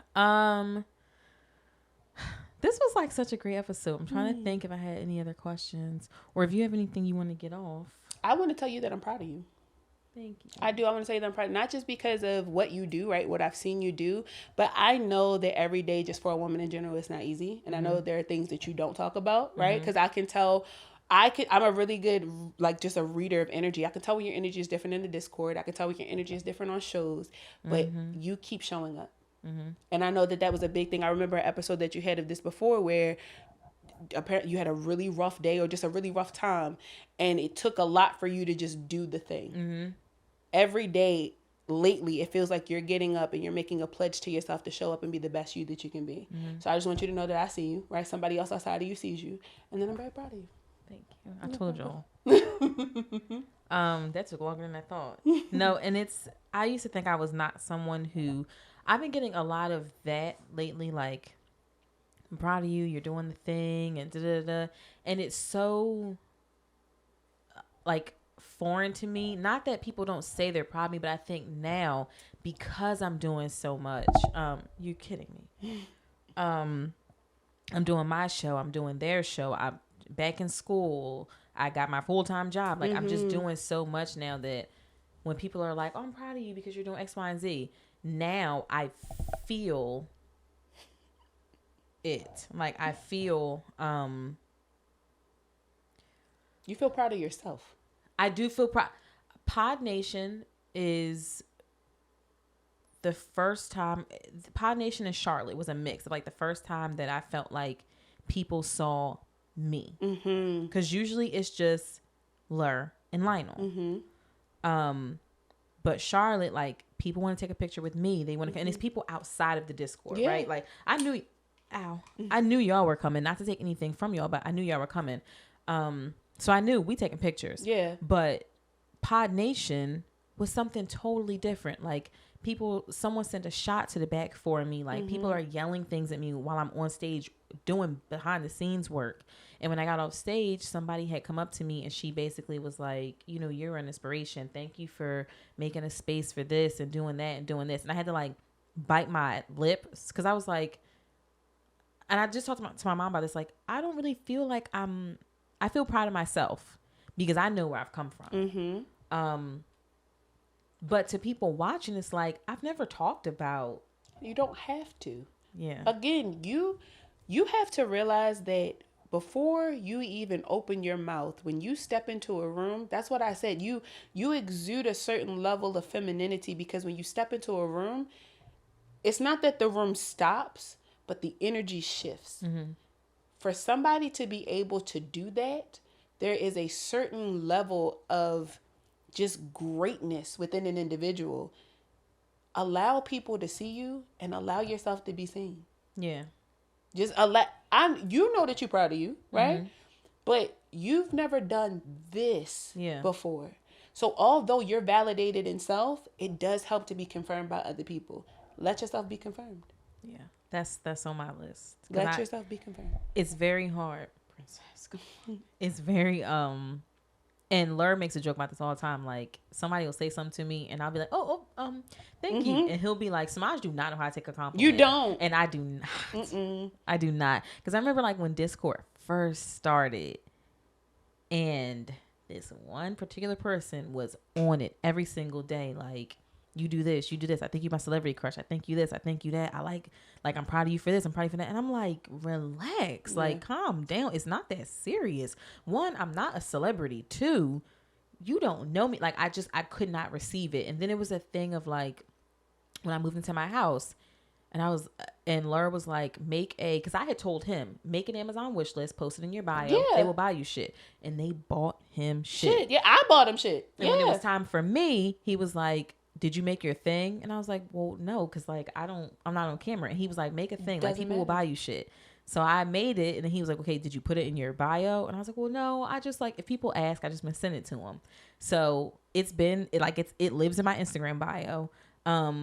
And we had like talked about it in the Discord, and then I started getting like packages, and I was like, who the fuck bought this stuff? And then it was people who were like, well, what if I don't buy you something off your list, but I just send you money? And I was like, well, we won't be doing that. And B actually got with me and was like, the next time somebody offers to send you money for something, you better take it. And you say no, I'm gonna beat your ass. You will block yourself from millions not taking the money right now. That's one thing I had to learn. That's my mentor had to get in my ass. I have a female mentor, I have a male mentor. My male mentor tells me all the time, like, you know, you great, blah, blah, blah, whatever. But it took for one day for him to say, like, yo, even if somebody want to do something as simple as pay for your drink, receive that money now. Because when the real money start coming in, you're not going to know how to accept it. Because in your mind, it's not that you don't believe that you're worth it, but you so used to showing up for you that it's never been a need for anybody else to show up for you. Let people show up for you. Because all the money that you ever make in life won't be just off your efforts. Sometimes people just want to pay you for being who you are. Sometimes people just want to bless you for being who you are. Allow people to take care of you right now. My mama is 52 years old and she's so fucking closed off from anybody doing anything nice for her. She's like the meanest woman when you give her something because she doesn't really know how to receive that because her entire life, all she's ever done is take care of other people. Yeah. Please don't be my mom. Please don't. She's a great woman, very stylish, very, very profound woman, very like to the T, right, that bitch. But it's so very hard for her to take a compliment and for anybody to do anything nice for her, unless it's one of us. She send us bags on there, buy this bag, buy this bracelet. But when people do, like, even if we randomly buy something, why did you do this? Yeah. And I've noticed that has become like a thing of like Valentine's Day. Give me the address to your house. No. Yes. Give me the address to your job. Yes. No. Yes. Give me the address to the studio. No. How does your yes and you saying no? Oh, shit. You could have asked me that when the camera went down. I didn't think about that. Yeah. If this is going to be your year, yes, the same way that you're taking risk on everything else that it is that you're doing, let people show up for you. Give me the address to your house. If they not going to come chop you the fuck up or you don't feel like they're going to chop you the fuck up, give them the address. The address to the studio. You know damn well they not going to let nothing happen to you. Right. Give them people the address to the studio. Let people show up. Let people take care of you. Okay. I think it just feels foreign. And now I'm going to hold you accountable for that. Anytime that I see you saying no, I'm going to be like, she really mean yes, y'all.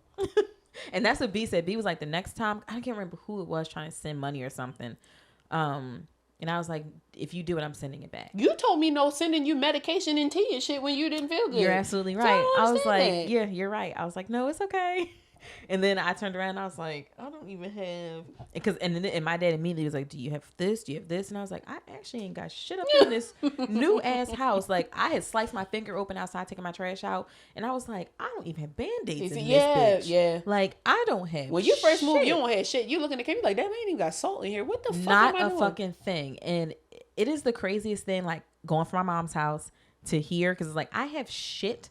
Like, I have accumulated so much shit. Yeah. But then I was like, very much that, like, the first week or two of me being in here, I didn't have a can opener. Yeah. Every can. It's 2024. Put this thing on the fucking put thing. the little tab on it. What the fuck is we doing? Why am I having to use a can opener for everything? I made turkey chili.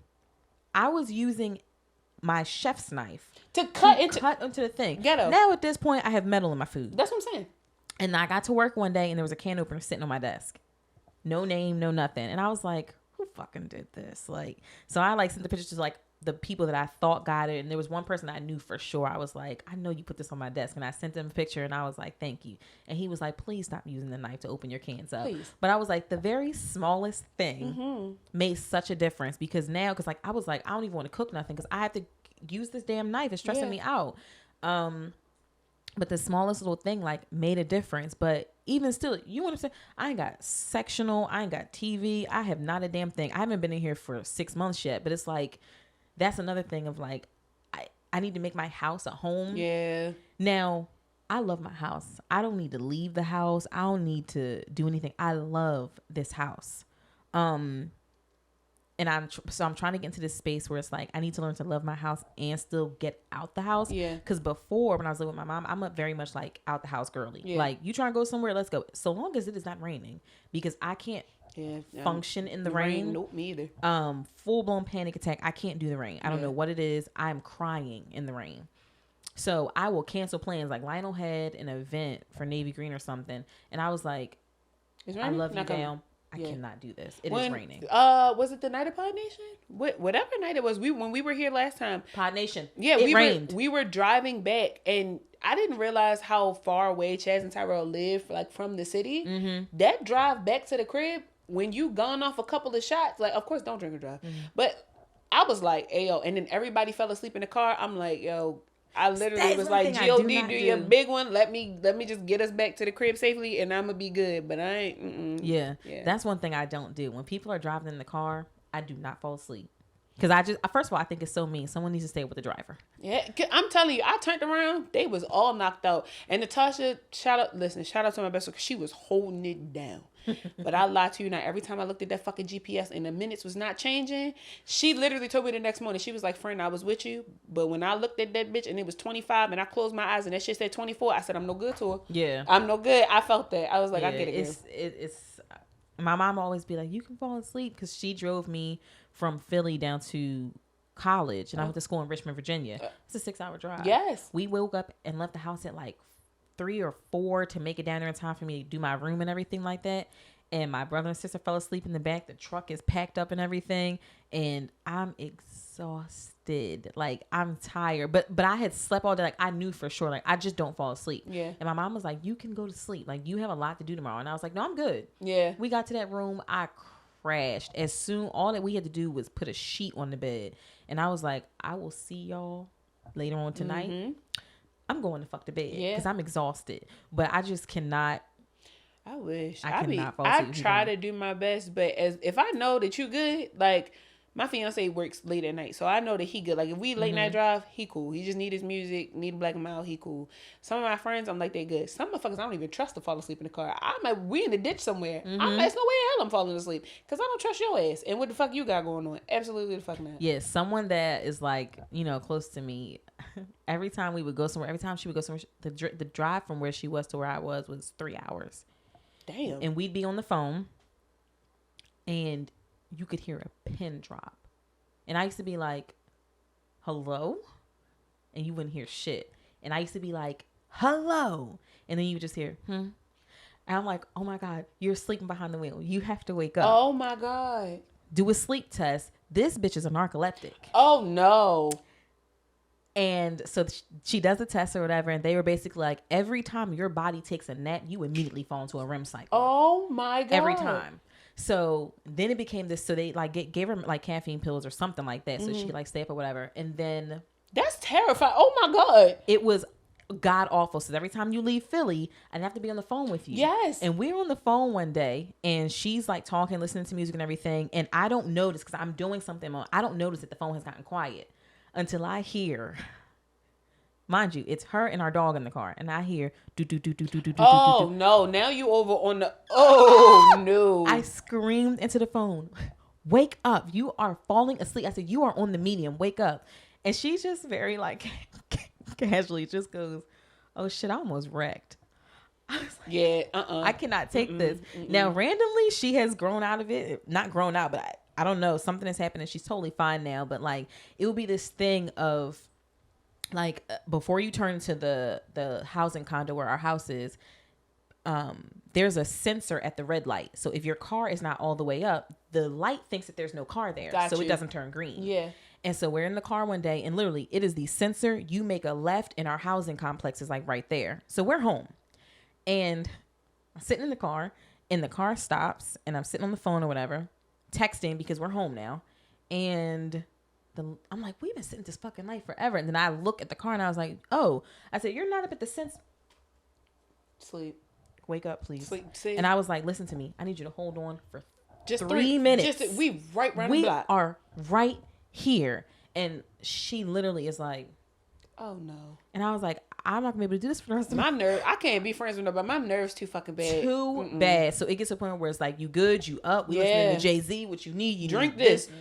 Literally, where I'm like, here, cracking this open. Here, drink this. Here, take this. You need Chick-fil-A. Let's get some fries. Shove this in your mouth. It needs to be like a constant flow of like, keep this bitch up, because you're gonna kill me and both these dogs in this car, and that's gonna be a problem. The amount of caffeine I consumed in Charlotte was crazy, because I'm not I don't stay up late at all. Like I don't like I need to be asleep by like 11:30. So when we were like up and at it all night long, I kept looking at Natasha. She's like, I'm gonna get you a Red Bull. I'm like, thank you, friend.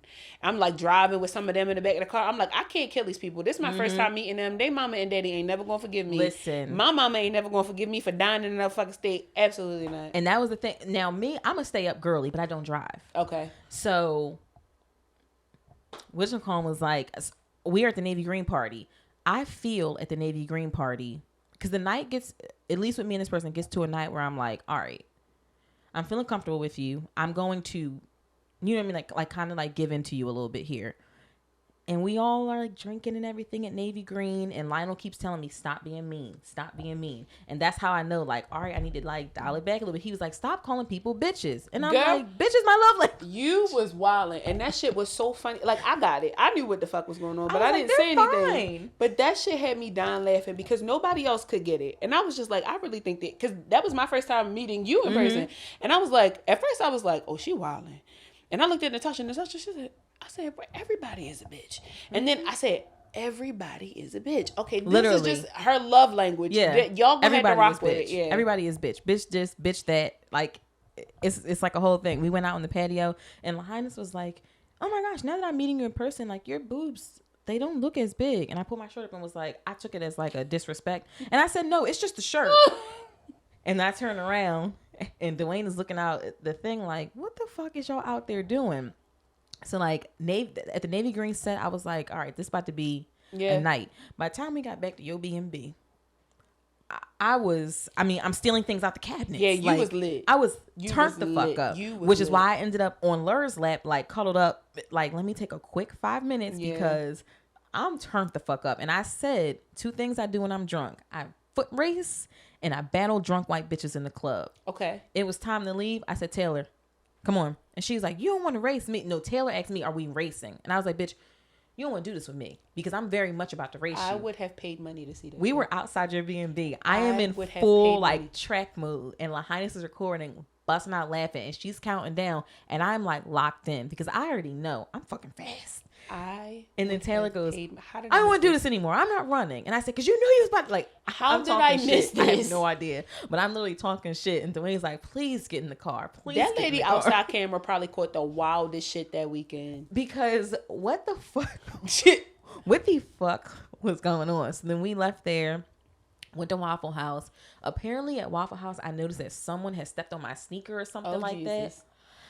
And I got so mad. And Cassie and Dwayne was like, oh, you went real Philly at Waffle House. And I had my foot. I'm like, who the fuck? So I'm like, I don't understand who the fuck stepped on my sneaker. And they was like, it's fine. We could wipe it off. I take my shoe off at the table. And I'm like, oh, yeah, you was wilding. Trying to clean my shoe. I didn't eat one morsel of food. The pork in the Waffle House made me sick. I had to get up and leave. No. It was a fucking mess. But I was like, there was a point of the evening, I think probably when we left your B&B, when I was like, are you good to drive? And he's like, no, I'm good. Like, I'm like designated drunk driving. I was like, that's not a thing. Stop saying it. Like, it is, but like, don't say it to me. Yeah, don't say it. Because it's going to throw me off. Yeah.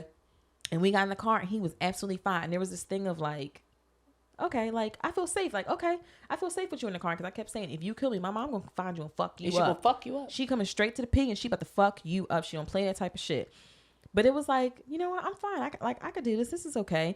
But I'm not comfortable in the car with everybody. Yeah. And even when we first got in the car on the way to the basketball game, no one had drank anything. I said, are you good to drive? Yeah. And he's like, I'm sober. Like, I drive a truck. I'm very good. Matter. And I said, no, my question was, are you good to drive? Like, you okay? I turned to Cassie. I said, Cassie, you feel comfortable? Because you got to make sure what kind of day are you having. Like, I got to make sure not fuck around. Maybe you don't kill me. Maybe you just barrel a couple people on the sidewalk. I need to know what the fuck I'm getting myself into. I need to know what I'm getting into if I'm about to be a witness to something. Especially because that same day, they drove down to Charlotte. So I'm like, it's fine if you that 7-hour drive was no joke, because it was a blizzard. When we all left that morning, we were all talking in the Discord. I think maybe like 3 or 4 of us drove through snow. That was terrifying. But I think it was it was the one thing that kind of solidified, like, we are all really excited to see each other. Because I would not have driven in the snow for some fucking strangers that I met on the internet. Right. My mama has a problem with this in general. She's like, I'm really tired of you telling me that you going to meet strangers that you met on the internet. Like, even when I told, first of all, I didn't really tell her I was coming to Philly, but I told her, like, I'm gonna go record a pod. And she was like, well, where is it? And I was like, in another state. She said, why the fuck do you keep doing this? What is wrong with you? And I was like, because nobody's doing it where I am. And she was like, but that don't give you the right to just meet strangers online. I was like, this is a new day and age, Mom. They're not gonna kill me. Yeah, Mom, it's fine. Please, this is a new house. I don't have time for the police to be showing up to it. It's totally fine. Yeah, I agree, though. I think because Ray, her car was stuck in the snow or something, and she couldn't get her car out. And we in the thing, like, you need to Uber. You need to, like, what do you need to do, bitch? Then she lost the fucking phone, and we was Operation Find Ray. Like, her losing the phone is beyond me. So they said at one point, girl, oh, no. You were in the house. She was sitting, and for a second, it was like, okay. But then it got to the point where it was like, somebody saved this woman. Because you was like, how you lose your phone? And she was like, I don't know. And you was like, dumbass. And we was all like, ha, ha, ha. And then you were like, what fucking dumbass loses their phone?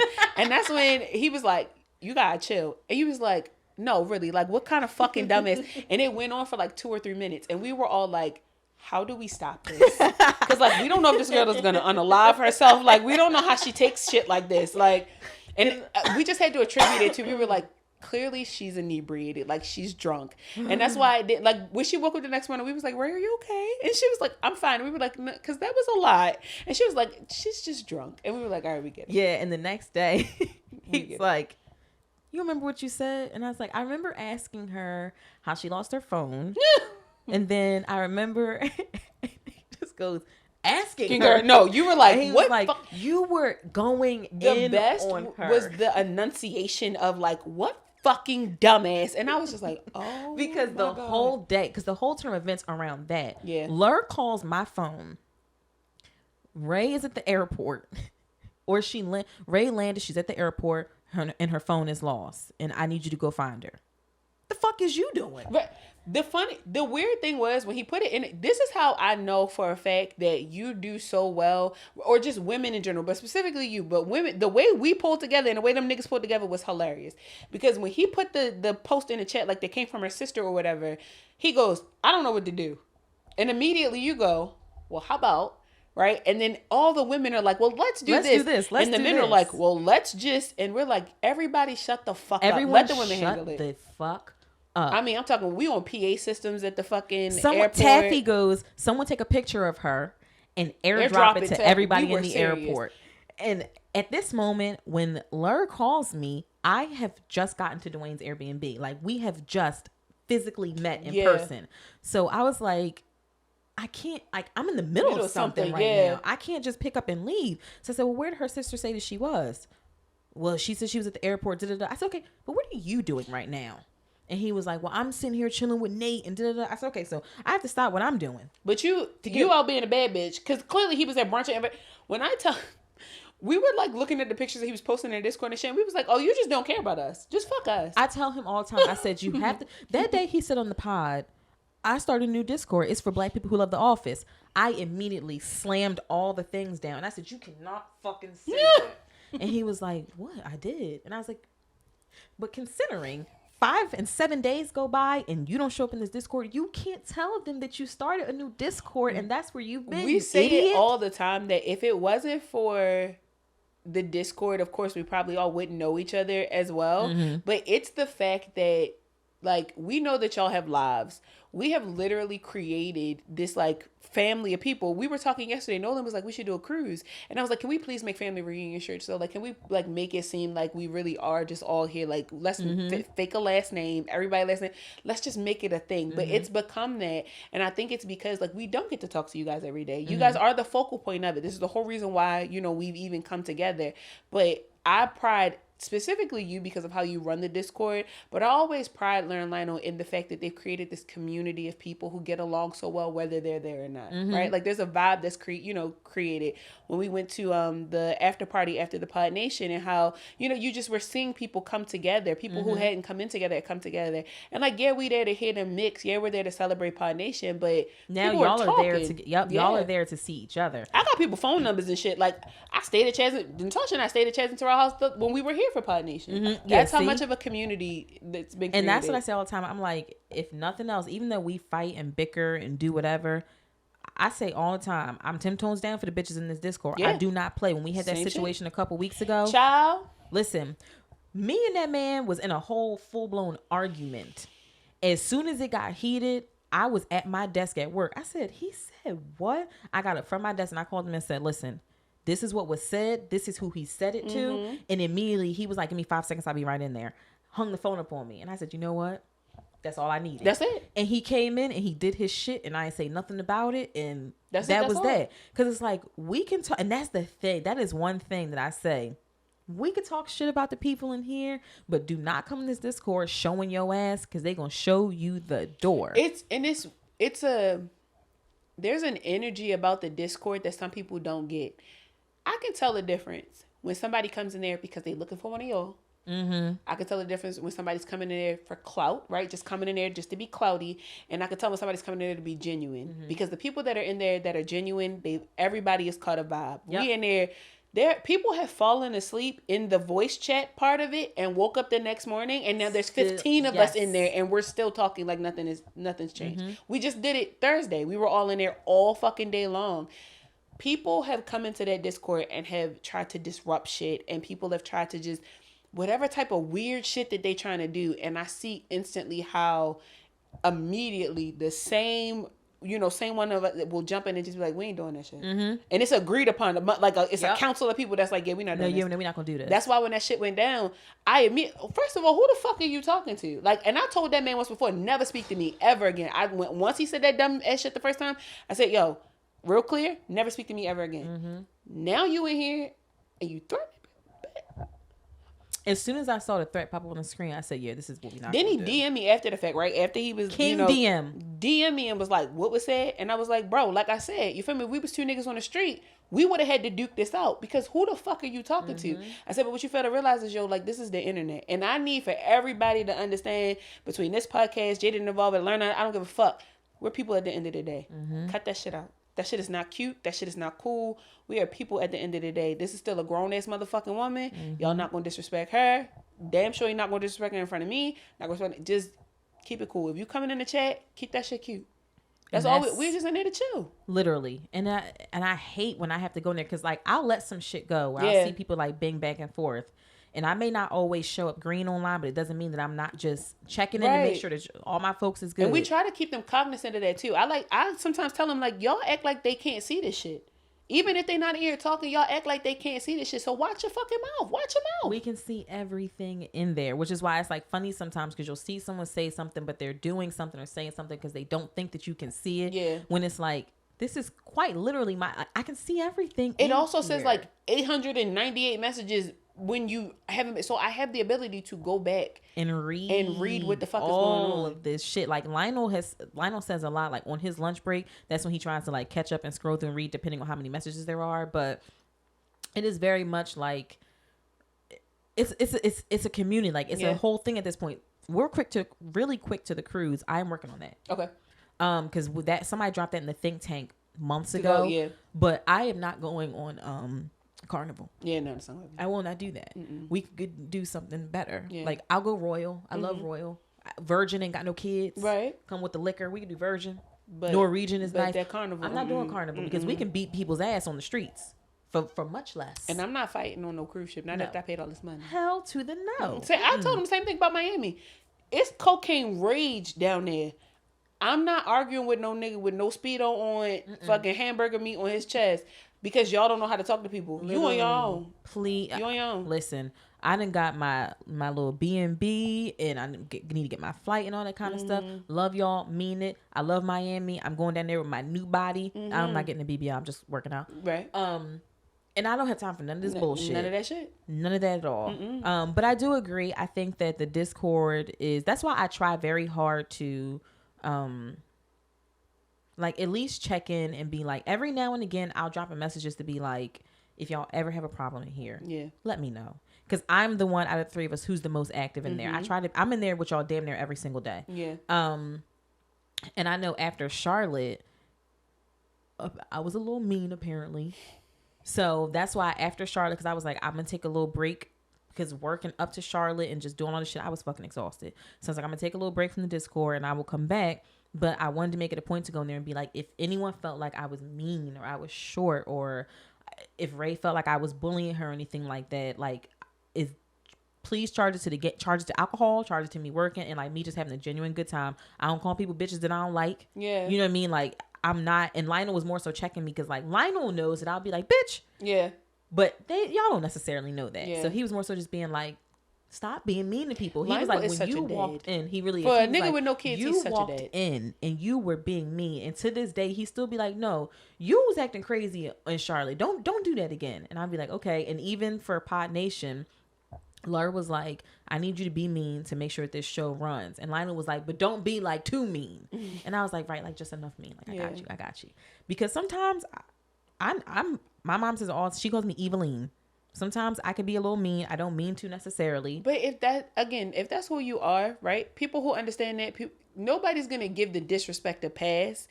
But I don't personally feel like you are intentionally disrespectful. Yeah, I don't ever mean to be. You are just going to call shit a spade, and you're going to say how you feel. It might not be what's actually happening, but however you receive it, you're going to say something.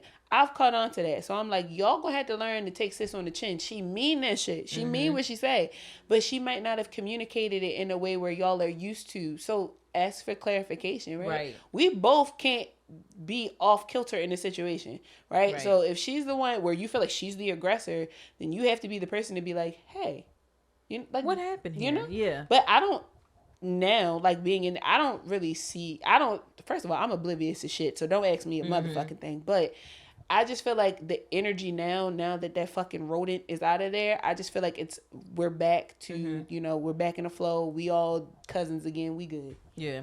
And that's the thing. I'm always like, if something happened, just let me know. Because I don't want anyone to ever feel like, oh, well, you only let this person do this because it's them or da-da-da. That's why I'm like, y'all say anything to me, especially the women in the chat. If you feel away, say something to me. Because I'm very pro team girl, especially Black Girl Magic. Yeah. If you feel like you got a fucking problem, say something to me. Because if I'm at my desk at work, I will get up and move from this desk to make sure y'all are good. Because I don't want anybody in this space feeling any type of way. For sure. But it does help when, ain't this something? Excuse me. But it does help when people just know. Yeah. And I don't have to always give the preface. So I do appreciate, because sometimes, like the thing that happened with him, I was like, enough is enough. Make this stop. They kept going. And it wasn't until you popped in and was like, listen, Samaj said, knock the shit off. Yeah. It's not that serious. Let's just move on. And sometimes I very much need that person to come in and be like, did y'all not hear her? Like, because sometimes they are so like, and it's just like, there's a person overseeing who could shut all this shit down. So shut the fuck up. Sometimes, and I try not to pull that card, but sometimes they need it. Because what are we here doing? And I get it. Emotions arise, right? We are on the internet, right? If the internet go out, unless you got this motherfucking number, you can't even talk to them. So calm the fuck down. Since when we start doing this? This is my girl right here. This is my girl. I cannot believe. This is my girl. This here. This is my girl. You so fake. Hi. But you can take her. We are at 2:08. Y'all are determined to get a long episode out of me, even though I told y'all I am a solo artist. Okay. So it's just me over here editing, and y'all determined to get 2 hours out of me, but that's fine. I thank you for coming. Of course, thank you. This was beautiful. Your energy is beautiful. I appreciate the card read. I thought it was gonna be something like I thought it was gonna be something crazy. That's why I was like, if this tarot card reading don't go the way I wanted to go, I was gonna cut this shit right out the episode. No. But no, it was great, and it's very much on brand. Even your assumption or what you think it is about me feeling lonely when I eat lunch, that makes sense to me. Oh. That very much makes sense to me. And as soon as you said it, I knew exactly who and what it could be linked to. I got so much work to do. I'm so tired. But yeah, this was great. This episode was everything that I wanted it to be, everything that I thought it would be. So you are always welcome here. When I get another chair, I'm actually thinking about switching my space up, but another chair and another mic, I would love to have Jada and Evolving on here. Yes, come on. As a duo. Come to Baltimore. We're trying to figure out. I told Natasha the other day, I was like, even if we don't do anything like pod to pod, right? Whether it be Learn Line or whether it be Girl We Need to Talk, Jada Neville, whatever, just come to Baltimore, right? We got to get you your onion pickle. I can't find one to save my life. I went looking for one before I got on the road. It's like corner stores. I don't know if it's a sanitation, like now all of a sudden. I know. Lionel just said that actually. He just came back from Baltimore last week. And he was like, maybe it was this episode. He was like, I went looking at 3 different stores. And then he called his girlfriend and she was like, well, they have him in the grocery store. But I was saying to Lionel, I don't know. Do you remember like when you go to the supermarket and they would have the barrel of the pickles? Yeah. And I was like, in Baltimore, you can go and it's usually a like jar at the front that sits at the front. They don't have them anymore. Like corner stores, I'm from West Baltimore. So like when I go to corner stores, if I'm going to like down my uncle's house or whatever, they don't have any of that shit out no more. Like it's gotten very like grocery, because they talk about like food deserts, shit like that, the city. Yeah. So they're trying to do more. I get it, but like why take the good ghetto shit? That's where I get my shit from. Literally. So now you got to go to like one of these markets. You got to go to like Lexington Market, Northeast Market. But I would love for y'all to come down into the city and like take y'all to like get a chicken box, like get food, like it ain't shit to do in Baltimore for real. Right. But I would love to like have y'all over my dad's house, get some crabs. Like my dad's house is like a really chill vibe, be out there in the backyard, chilling, have a good time. Like come down. Yes, definitely. And that's what my family has been saying to me. My family is from Baltimore. So, one, I need to go out there anyway, but that would be great. I will actually talk to them about that. But that's very much, I would love to go to Baltimore. I actually thought about you a couple days ago because I was going to just do a quick trip down to Baltimore, like catch the Muggy Bus, come down and just do something real spontaneous really quick. And I was like, oh, well, I'm down here. I should text Chakra. Yeah. I don't be doing shit. I ain't got no job. So. All y'all saying this. The fact that one by one, we just getting laid off in the chat. Every time we turn around, I'm like, I got laid off. They're like, damn, nigga, me too. So we just in the house together. That's why we be on the phone. Then Dwayne talking about something.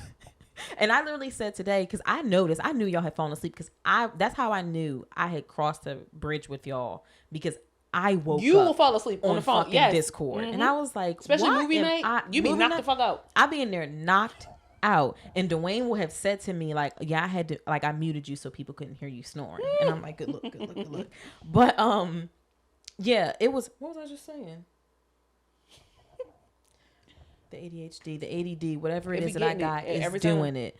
I don't know what I was even saying. We were talking about coming down. Baltimore quick trip. Mm-hmm. Nope. It's cool. That's going. Yeah. Well, if I think of it, I will say it later. Follow my girl here. Yeah. Let me make sure. 212. Yes. I have a habit of, look at that, no Apple Pencil. You just said it. Here it is. I have a habit of not putting things up when I say. And so today I live streamed the episode with my mom today. And I was like, follow me here. Nothing popped up. I was in and out because I was driving. I was watching on the way up here. And I was like, nothing's there. But we gonna rock with it. We're going to go with it. I'm doing my best. Listen, when you do all the parts of a pod, you forget shit. Being a producer, the marketer, all that shit ghetto. And on my first podcast, I literally am like, coming up with topics, I'm producing the episode, I'm editing, I'm doing the clips, I'm doing this, I'm doing that, which is why now it's kind of like trying to get back into doing it, because I wasn't doing it for a while when I was just doing production. So now I'm trying to like get back in the flow. I just started doing clips for myself again. And it's like, and they're so good thing. I'm trying. So good. Yeah. I'm trying to like, so my first clip, I just was like, let me just get a clip out. And then the next one, I got added a little more. My last clip was the most clippiest clip because I had my captions and everything, even though my alignment was off a little bit. But I was like, as I'm getting back into it, I'm starting to feel like I'm finally like back to podding, which I really love. This kind of came to me years ago, like 2-3 years ago. I was like, you know what, I'm gonna start a podcast. And here I am on my podcast. That's what I'm talking about. So again, I thank you for coming. Thank you for having Follow me. my girl. We're gonna put Yes. everything up here. And we are gonna get out of here because we've been doing this for 2 hours and I am fucking hungry. So this has been episode 12. Hey. Y'all know I got one more because the podcast curse is episode 13. People do episode 13 and they never pod again. Okay. I'm almost at episode 14, so Period. see me. Thank you for watching. Thank you for listening. Yes. I love you, and I will see you next week.